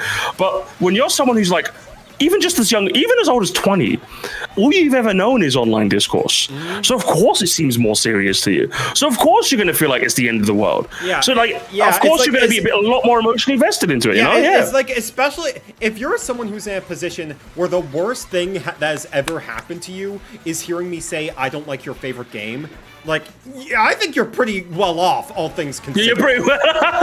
But how do you explain to a 17-year-old that they're well off? You're 17, they're supposed to be dumb, They're supposed to think that the world should care rather because they're 17, But then these are this is the age range in which a lot of these conversations are happening, That's why I'm not even kidding. It's easily the most frustrating thing about being 32. It's not that I'm 32 and I'm getting old. I love being 32. It's the fact that when I navigate online discourses, the first question I'm thinking is, this person's 19, aren't they? Because I'm just there's no way you're getting this emotionally upset, this emotionally raw, if you're a grown-ass man like me. And I hate to be that ageist, because no young'un has ever heard the phrase, you'll get it when you're older, and be wow, I'm glad that you've explained that to me. I will get it when I'm older. No young person has ever said that in their whole fucking lives. When you say you'll get it when you're older, no, explain it to me now. And it's but then how do I explain to you that if I explain to you that you won't get it? You just won't. I'm sorry. I sound like an arsehole saying that, but no, you just need more life experience and more things to fight for in your real life so that all this online stuff seems very trivial, and then you can navigate with the grace, the whimsy, and the decorum that I do. You just have to have the experience, but you don't, unfortunately. But then well, I'm 19, I'm an adult. Okay, the law says I'm an adult, which means I must be smart. And it's oh my god, I wish it was that easy. I wish it was. So that's the other thing you have to navigate as well. Yeah, and it's just unfortunate that a lot of people don't have the hindsight. And a lot of the people, the people that go out of their way, attack others or say blatantly awful things about that stuff, it says more about them than it does about you. Especially if they're going after you, it usually says a lot more about them. All right. Like that's 100%. sort of the thing. It's like it's nothing like super personal. It usually just is about them in particular. Anyone that was willing, anyone that is ever willing to meet you halfway is never going to talk to you like that. Which is why just like, which is why I don't even bother like trying to humor them. I just ban them and move on with my day. Every single person I banned in my Nintendo YouTubers video, like, you know, after I did that, my conversations have been mainly fine. Yes, and that's why, because I think the one big pushback I get from my like ban first, ask questions later approach is, yeah, but Musty, it doesn't seem like awfully censorious. Like you're kind of like shutting out the conversation before I can happen. I'm like, no, I'm banning the people that won't even have these. No, but like I'm banning the people that won't even have these conversations with me in the first place. You're under the assumption that everyone in my comment section is here for a fruitful and engaging conversation. No, sometimes they're just there to be a cunt. Part of my language, but like sometimes they're just there to be very, very mean. And I'm just like, those people can just go. I'm not interested in those conversations. But if someone genuinely offers me some like engaging pushback, it doesn't even have to be particularly nice or like, you know, like, oh, Musty, I don't mean to step in it. It doesn't. They don't even have to like glaze me before saying their criticism. They just have to have a point. The way I say it is, you could be as much of an arsehole as possible, but you just have to be as right. You have to. You could be as much of an arsehole as you are right. The moment you're more of an arsehole than right, you've lost. You've lost. That's how it is. Yeah, I mean, you've reacted to videos where it feels like that. But yeah. And I ultimately, I just feel in general, when people are using a lot of that stuff in their arguments, it genuinely hurts what could be a genuinely interesting conversation. Like, I know you, someone in your Discord, right, put in, like, what, the newest video that, like, Arlo just put out, talk about, like, the Switch 2, and I scrolled through some of the comments on that video. Whether you react to it, like, it doesn't really, I don't really know, but, like, but from what I can tell, a lot of the video is just basically just him just talking about, like, oh, the Switch 2 just feels so awkward to talk about right now just because there's so much anger and discourse surrounding it. I'm definitely going to react to it then, if that's the case. That's like my bread and butter, right?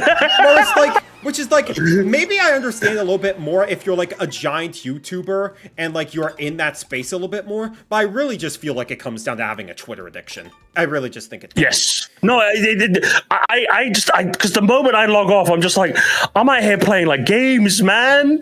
And like, again, don't get me wrong. Are there some gripes that I have with like the way the Discord is right now? Absolutely. But when you're making this like big grandiose video the same way Arlo has, I'm just like, okay, but like, you have to remember that like, and I hate to phrase it this way, but it's true. But like, you are in one of the most luckiest positions job-wise on planet Earth.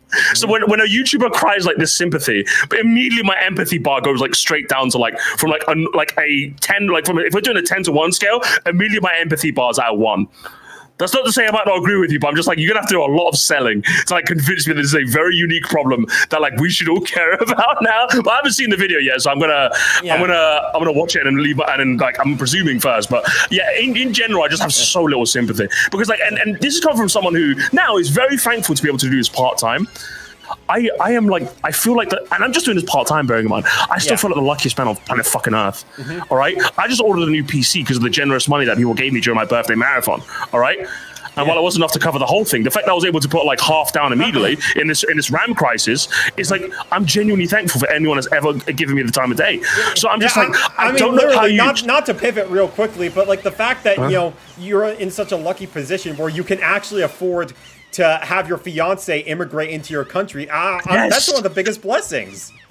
Honestly, I'm so thankful for this opportunity that everyone's given me. I'm so thankful that everyone's gave me enough of the time of day and decided to like part ways with their generous money or decided to watch an ad before they in the stream so where I'm able to do this. I'm so thankful. So when I see someone complaining, like immediately I'm just like, I'm looking for the angle. Like, is there a genuine angle you can give me where I'm like, okay, I can see where you're coming from, creator to creator, or is it just you bitching and whining for no reason? Yeah. I have such a small thread for that. It's unbelievable. But either way, I'll have to see Arlo's video and judge for myself. Go on. Yeah. So, anyways, I know you gotta get going to Summer Games Fest real quick. So this will be like the last game, and then I'll let you go and like you can do your thing and everything. But yeah, to sort of like wrap up that conversation, it's just like, it's hard to really take a lot of like videos talking about, oh, how disappointing or like how bad the Switch 2 like is from a lot of the people like that are very Nintendo centric, because I know that a lot of those people really just see Nintendo games as content for them rather than actually engaging games. Yes. Yes, I'm so glad you touched upon that, because that's the saddest bit to me. I'm out here, I stream Super Paper Mario 64. I love playing that game.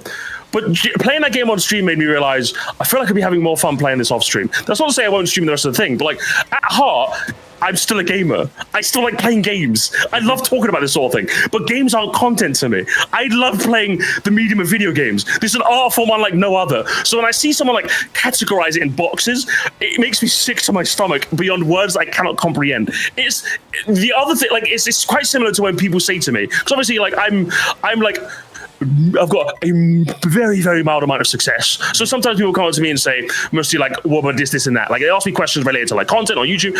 The number one question I hate, and I, like, every time someone asks me, I want to, like, I want to, like, why you little, like, Homer Simpson to Bart Simpson style, is when they ask me, hey, Musty, which niche should I get into? And I'm just like, why are you asking me this question? You should already know what you like and what you want to make videos about. Do you know what I mean? So, like, it's one of those things where the moment, when I see these sorts of conversations happening on this sort of level, my brain just immediately want to like go crazy, because I'm just like, at this point, you're not thinking about this as like the art that it's supposed to be. You're thinking about this as like numbers on a graph. And while it's very important to look at the analytics, obviously, even I do so sometimes, when you're making this the bread and butter or like the guiding force, you've lost a part of your soul. And frankly, I don't want to know the part of the rest of you that remains when your whole soul is gone, as far as I'm concerned. I don't want to know the rest of you. Yeah, I really do think that's one of the tragic things about doing like YouTube or like streaming as like a career if you're not careful about it. Because like at the end of the day, like doing stuff specifically because you know it'll get like, you know,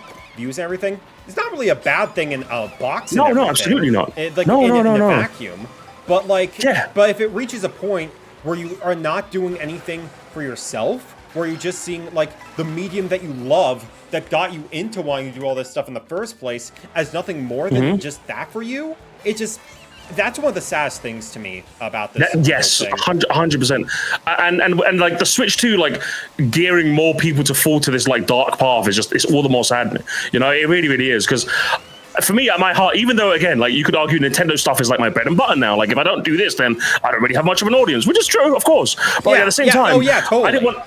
but at the same time... Sorry to like interrupt you real quickly when I say that, but just like, yeah, I know I'm not going to stream something like Indiana Jones and the Great Circle here because... Yeah, exactly. One, I know, like, I want to enjoy that game in my own time, and two, that's just way too much effort for something like, you know, I don't think many people are going to watch. But like, it's like that's not the audience you built up, which is not to say you don't want to play the game, obviously, but like, it's just not your audience, which is fine. There's nothing wrong with that. Yeah. Some people have a variety audience and some people don't. Yeah. But like, so when it comes across that way, I'm just like, I just don't get it. That's just my overall train of thought. I just don't get it. Like the moment you start to let the games divide your content. Oh, sorry. My final train of thought was going to be like my reasoning behind playing the Yoshi game is not that the Nintendo Switch 2 games. I've not really been. No, I just want to play the fucking Yoshi book game, bro. This is that. I'm not going to force myself for content. You don't want to play a game for 2-year-olds? I can't believe it. I'm okay. Thank you. Next, you're going to tell me you won't play the next Bluey game. Oh my god, no! Listen. Bluey's got it going on. Bluey's different, all right. Bluey is different. My nieces love Bluey, so I love Bluey too. We're a Bluey house. But like when it comes to the book game, I'm just like I unless I'm interested, I want to play. Star Fox though, I'm gonna love streaming that with the VTuber thing. Are you kidding me? Oh, that's gonna be. You're not gonna convince me of that one. You might convince my boy. You might be able to convince my boy Wizzawa in the chat. No, listen, all I'm saying is that at some point after that game comes out, I want to do stream where 4 of us are playing like the 4-player battle mode online, where we're just 4 VTuber things in a game chat. So we're doing that. Mero says she's down, so I've got 2 more spots that I need to fill. Well, listen, as someone that's making an Animal Crossing show on my main channel, I'd rather keep it to that and not get furry allegations made about me. Listen, I will happily swat away the furry allegations if it means I get to be Pigma. Oh my gosh, he said furry stream, shut up! Actually... Listen, just the idea of being just this hyper-realistic pig playing Star Fox is just way too funny. I have to play that game. Even my boy Shooting Films in the chat is like, I'm obligated to like Star Fox because like he's a furry and he hasn't played any of the games. I accidentally selected the wrong cop rally. It just furry solidarity. Listen, consider me one of a furry tourist for one stream only. All right. I will be rocking that Pigma avatar, and I'll be doing it proud. All right, that's all I know. I hope you did, because you got only like $100 just to like play that game. Just to play. This is my fan base is very generous, and I'm more than thankful. But Pigma gaming is real. Goddammit, Pigma gaming is real. The best bit for a Star Fox stream would be to start with the game chat overlay, and then turn your actual cam on afterwards, and you're in a fursuit. Oh my god, that's like really getting into. It's like method acting, isn't it? You go into a fursuit to like prepare for the role. It's perfect. Oh man, that would be. I gotta see someone do that now. That would be the funniest thing. I'm on my hands and knees begging that it becomes like a. For me, I think the fursuits are a little outside my pay range. I've heard those are very expensive, but if someone else wants to take the mantle, by all means. Yeah. But overall, like, what would you say, like, since we're wrapping up now, what would you say is, like, your final, like, I think I already screwed myself over. The bounce was just horrible on that block. Oh my gosh. But, like, what would you say is, like, your final verdict on, like, the Switch 2 now, like, being, like, a year in, like, you still feeling, like, happy with it? You still feeling like, it could be more? Like, what would you say? I would say overall, I think they have definitely done a really good job with the first year. I think anybody saying that this first year is bad they're just lying. I don't even think it's a case of an opinion. I think you're just lying. You could say the games for the first year didn't really gel with you, and that's fine. I think that's absolutely fine. Oh, yeah, totally. But if you're saying I think if you're saying they underperformed or was a bit lackluster, I think you're just lying to yourself and everyone else around you. I think they did a really solid job, not a fantastic job, but a really, really, really solid job. I think by first year standards, I think they did a really good job.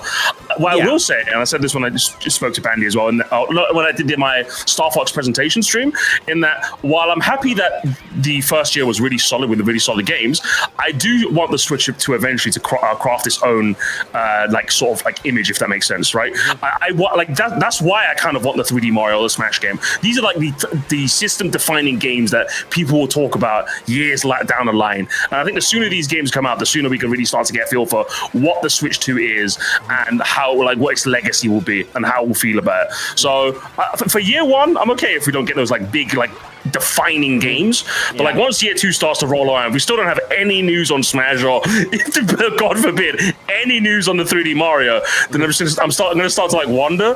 And if by year 3 it comes around and we still got nothing, then I'm going to be like, all right, what are we doing here? So by first year standards, I think they've done a very solid job. But if they keep this pace going forward, I will say my love for it will wane and wane until I start to wonder, okay, what the hell are we doing there? So pretty good job for a first year. What about yourself? I mean, me personally, I got Kirby Air Riders, so that means video games are over now. We do not need another video game ever again. And only downhill from there, right? It's completely justified the Switch 2 for me. It's going to be my game to play for years to come.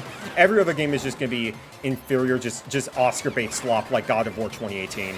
Oscar bait slop.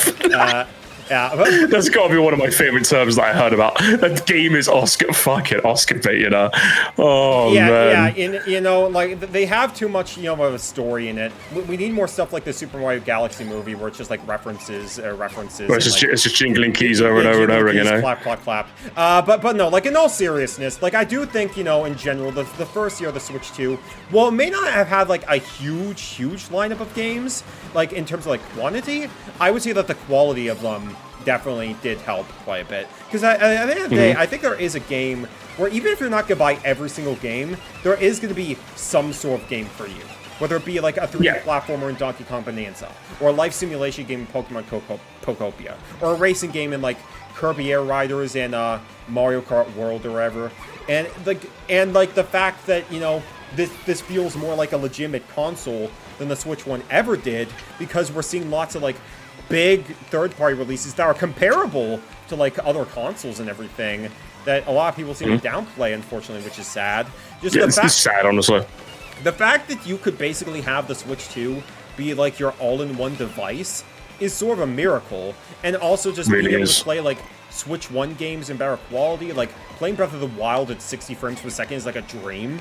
But the fact that this feels like the ultimate all-in-one console, where it feels like Nintendo was finally on par with the rest of the guys and everything, while still being Nintendo, it's a miracle. It's just obviously a lot of the circumstances surrounding it where it just feels like it's made us a bit more cynical as a result. But I think at the end of the day, you know, the hardware is like really freaking solid. The Joy-Cons feel great and everything. And the games, you know, as long as they could keep up a consistent pace of like quality games. I barely made it, thank goodness, even though I got hit by the shell. Thank goodness. Sick. I'm still 10 more years of Moo Moo Meadows, baby. This fucking guy. But like, yeah, as long as they could keep that consistent lineup of like games up, that with not only like the stuff that like the majority audience wants to see, you know, your Mario's, your Zelda's, your Smash and stuff, while also continuing to deliver on stuff like, you know, your Kirby Air Riders or your freaking like Pocopias, where it's just like out of the box stuff that, you know, you wouldn't expect to see, but you're just pleasantly surprised to see. As long as they could keep up a healthy balance of both, I think the Switch 2 is really going to justify its worth in time. Even with, like, the price hikes and everything, which is obviously, you know, inevitable but unfortunate. I think, you know, I think we're in, like, a pretty solid position with the Switch 2 right now. That can only be helped if Nintendo actually communicates with us a little bit better. Please, for the love of God, they need to. I don't know if the leaks are making them hesitant to do so. I don't know why. I got hit by literally every little thing under the sun. 2 red shells and the lightning bolts. I hate this game, actually. No, the Switch 2. Uninstall Switch 2. I'm serious. Very serious. I don't know what their strategy. I don't know what this strategy is where you just say nothing, but they need to just like. Can we just like say something sometimes, please? But that's my one big gripe with them. Other than that, just keep making solid games, and you got a consumer in me. You got a soy boy in me. Yes, I love to consume Nintendo products and Nintendo games. Exactly. They literally think they're doing like the Gabe Newell approach, which is like do nothing, except they are shooting themselves in the foot. Yeah, that's the issue. Oh man, I think my race is run here, unfortunately. Oh man, I think the bullet bill might save me. I saved it. I barely saved. I was the last one in. Oh, I was the last man. one. It saved me from the dark. Oh my gosh. Except in my case, I actually held on to the button, unlike you. I'm crying. You made me cry with that. I'm in tears. Yeah, I'm in absolute tears, that's why Matthew. you stopped playing Mario Kart Deluxe, because that bullet bill incident on Piranha Plane Slide. Listen, but the Mario Kart Deluxe, that's my 9/11. Okay, I hate that game now. Okay, I hate it. I hate that game. You should be saying that about Mario Kart Wii. Okay. Nah, I hate Mario Kart Deluxe. Now, Mario Kart Wii, I haven't heard any of them stands pipe up for long enough. I'm okay with them, all right? Mario Kart 8 Deluxe, I had enough of them guys. I had enough of those Mario Kart Deluxes. You're only upset because, deluxes. like, that's the only game you played for, like, the longest time, okay? I still plan to do Mario Kart 8 streams, okay? And you're gonna join me! I'm not gonna join. I refuse. I'll play anything. Literally, Miro hit me up 2 weeks ago and said, "Hey, do you want to play like Scarlet Violet and do the DLC?" And I'm like, "Sick, I'm in." Your Pokestop does not match with the Animal Crossing. I am more than open for someone hitting me up on a random day and going, "Hey, do you want to do this?" I am not doing Mario Kart Deluxe. Okay, I'm not doing it. I'm not doing it. You're scared of Grumble Volcano. Okay, just admit it. No Grumble. I refuse. Okay, no review. I refuse. All right. Absolutely. And you lost. And you lost anyway, huh? I knew I was going to lose, but I had to keep you distracted, okay? You could have been good at the game instead of whinging about Mario Kart Deluxe. I was playing. Hey, listen, I made it farther than you, okay? Hey, listen, you might have lost later, but you're still lost. You're still lost, Matthew. Hey, loser. At least loser. Okay, frickin'. All right, frickin'. Who is the frickin' Pickle Rick and SpongeBob? Who was freaking? You're still upset that you got also a Nintendo Switch 2 edition instead of a new Animal Crossing game, and you're taking it out on me. All right, that's what it is. I didn't buy the Switch 2 edition. I had no reason to. Crazy. New Horizons. Still upset after all of these years. Oh, why am I feeling just not so mean now? They're so one-dimensional. I miss when they sent me death threats, okay? Just like your takes, Matthew. Just like your takes. They sent me death threats, okay? No, New Horizons is good, okay? It's the people that are mean. The people in the game? The people in the Horizon? The people in the horizon, the people on the line, whatever you want to say. But yeah, any last-minute thoughts before we wrap it up? I think I've said everything I need to do. We gotta take a picture before in the game before we Okay, we're wrap gonna. up. I will say, I think you hit well. I think the last category that you had was most Nintendo decision awards. I think that's a good one. And both chats, I think you guys can think about what's like your most like that's Nintendo being Nintendo and just Nintendo being weird decision. I still think the very first one is like the ultimate one, if you ask me, which was Mario Kart World being $80. And the reason I say that is because my theory was that the only reason that game is $80 is so that they could sell the bundle. And the fact that the variable pricing has shown that they are willing to like adjust prices accordingly, I think just gives my game theory way more fruit. In that the only reason they made that game $80, the main reason they ascended to a new price barrier was literally just for short-term gain. And for what? Like what only Nintendo could do such a stupid thing, honestly. Only Nintendo, no other company could have done that. So for me, that's my most Nintendo awards has to go to $80 Mario Kart World. Well, but a lot of people are saying a Star Fox announcement. Also, locking Metro Prime 4 music behind an amiibo. That is definitely a good one as well. Donkey Kong Country Returns? That random update they did for Donkey Kong Country Returns has to be up there when they added turbo mode. That was just a whole load of shit. What about yourself? If you're asking me, maybe this isn't like Switch 2 specific, just Switch in general. The fact that they brought the Virtual Boy lineup back. Oh my god, that has to be on. That has to be up there actually as well. Yeah, it's like the fact. I think I might take it. It's like the fact that they like did that. Which, like, it's cool for preservation, but the fact that you need to have, like, either, like, the headset or, like, the cardboard, or else you're gonna be stuck with, like, the bubble screen and everything, that will never not be one of the funniest things they've ever done. You know, I changed my answer. I think Mario Kart World $80 has to be second. I think that's first. I think I completely forgot about the fucking Virtual Boy. Oh, yeah, I completely forgot about the mouse mode, too. Welcome Tour. Yeah, that's another one. the mouse mode on the Nintendo Switch 2 console. Oh my god, amazing! Yeah, Katarukas is beaming right now. Mouse mode is just funny. Yeah, did you know there's a brand new mouse mode in this game that is like completely free? Wait, it's $10.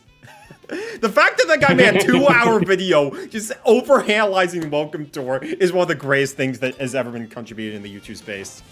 Crazy work, honestly. Yeah. Crazy work. But yeah, well, I think that's a fun place to like end it. Either way, Musty, it has been a pleasure having you on the stream, man. It has been a pleasure being the guest of honor on your stream. Can we give him a round of applause for Musty in the chat? For what? Oh my god! Oh, I'm so honored. I am so honored. Thank you so much for hosting, Matthew. Of course. The smart community needed someone else to say some smart words, and it was me after all. Amazing. Yeah, it's like you're more than welcome. Like anytime. This was really a lot of fun. Like it generally feels like I think we need to host the Uncast, honestly.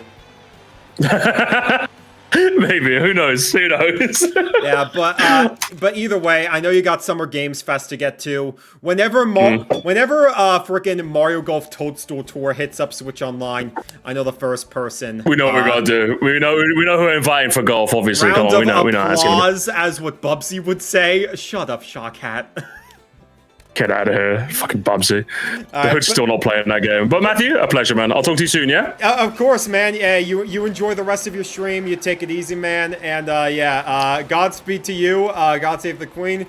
Have fun with like the rest of your Nintendo shills.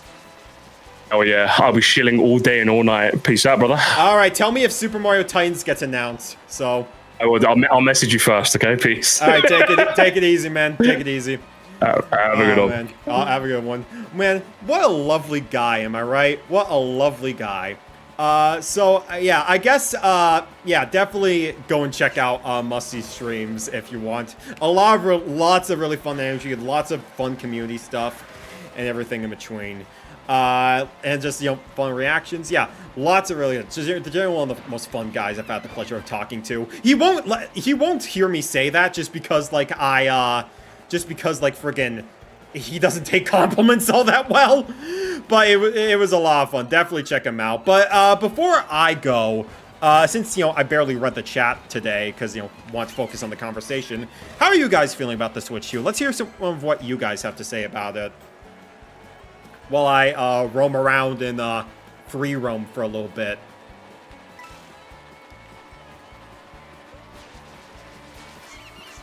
If you're asking me, I mean, this game is just open world slop, honestly. But for real, the free roam was like the best part of the game.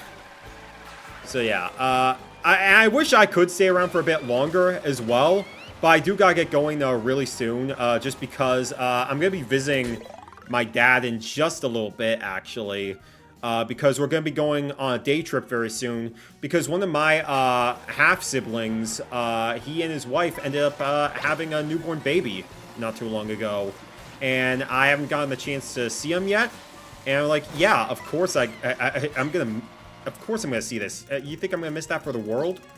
But yeah, I completely am failing this mission to save my life. Switch 2 is basically the Switch 1, but better, and I like it. Yeah, fair dues. Good console, still missing some of the big games, but I got Starcross World.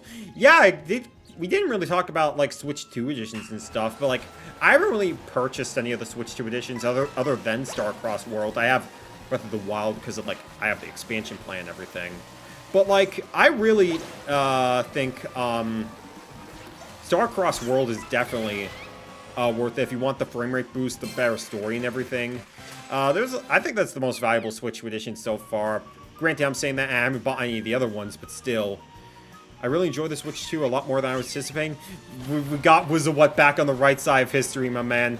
My right side of history. I feel like it's okay, solid games, not a lot, but decent selection. Pricing is a little iffy, but I'd say the upgrade and the mechanics is worth it. Yeah, I think that's definitely the best take on that. I feel like Switch 2 didn't need first-year killer titles right out of the gate. Switch 1 had those, I feel, because the Wii U was a complete failure, and they needed people to buy the Switch.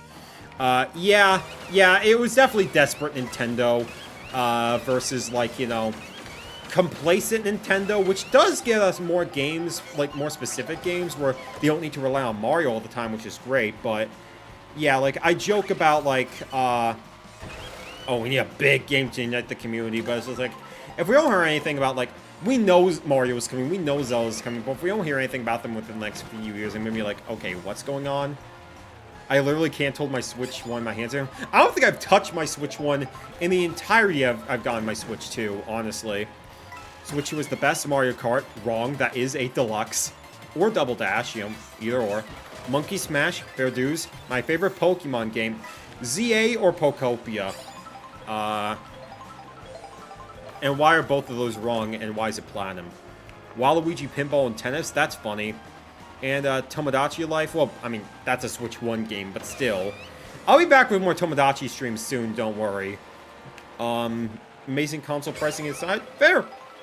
I wonder if the kickstand can be used as a hanger. That'd be funny. Something about this year's catalog resonated more with me than past years. Honestly, real.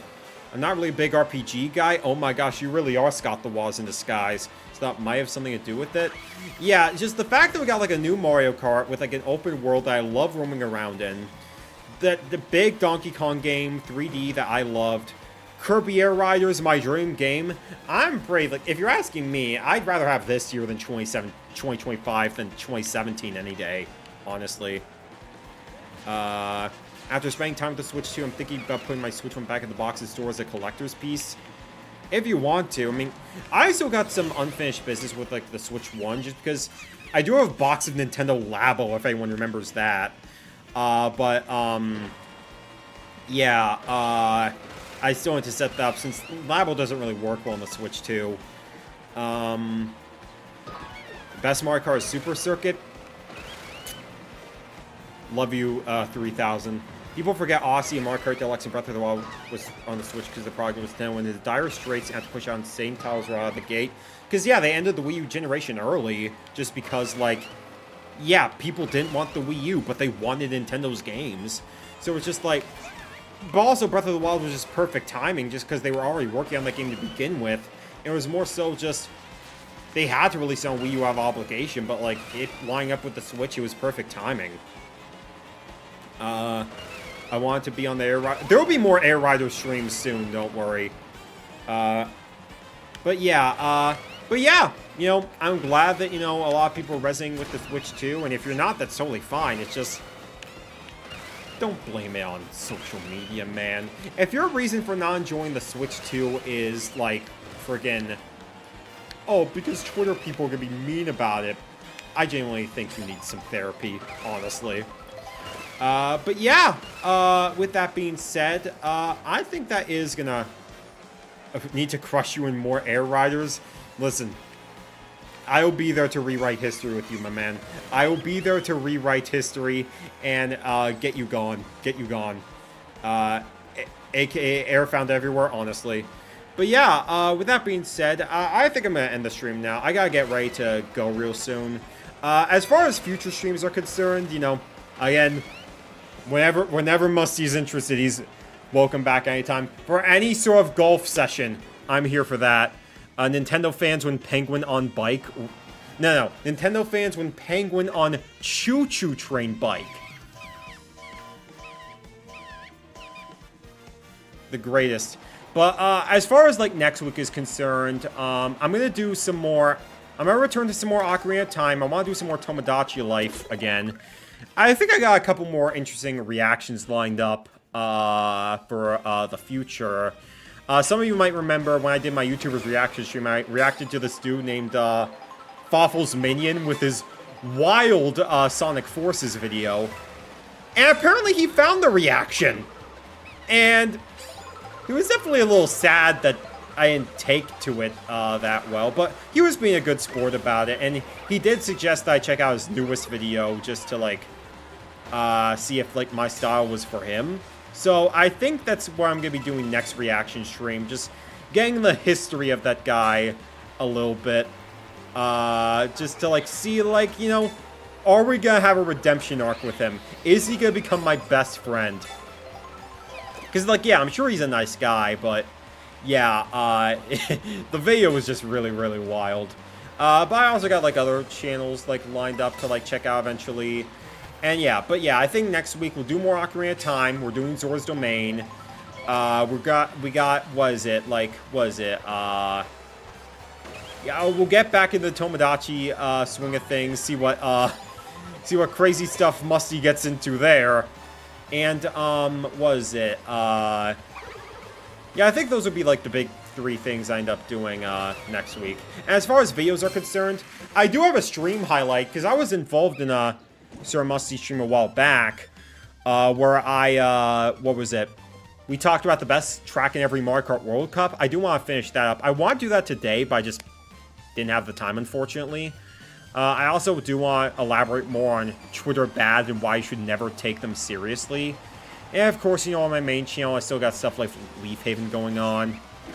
I'm never reacting to Nintending to save my life. He is a solved case, honestly. I didn't mind his style presentation. The video was just weird. Yeah, I think that's just it.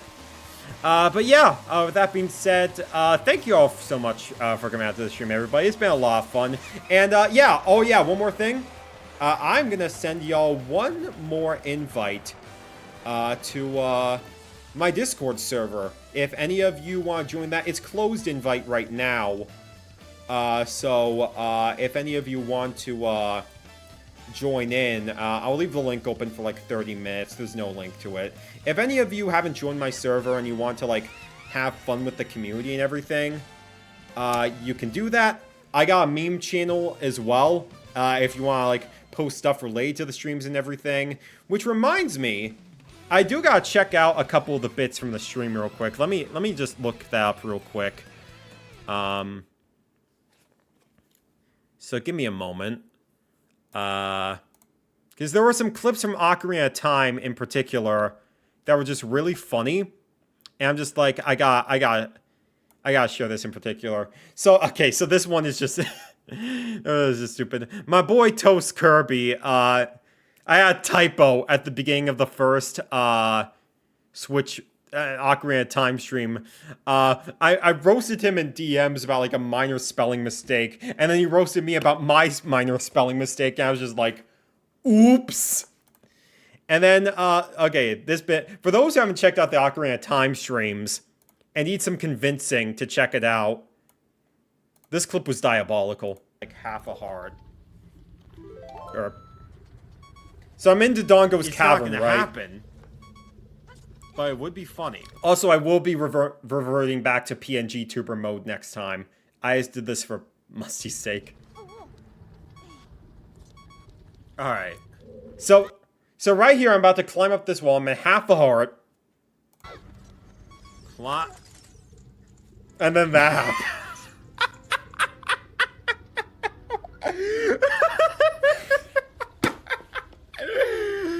I'm not even mad about that one. That was just really funny. It's just like... Just the freaking guy coming out of nowhere, just be like, you could barely see it for a split second. I'm just like, well, okay. Like, I have to just laugh that off. I have to take the L on that one. It's just so funny. Get down, Mr. President. Alright. But with that being said, I'm done rambling. Y'all have a good rest of your day. God bless y'all. And, yeah. I'm gonna go ahead and link to, Musty's stream right now if you want to. Oh my god, I realized he reversed my profile pic the entire time. I can't believe this. So yeah, if you want to check out Musty's stream, I'll link to him in the chat. Tell him I sent you.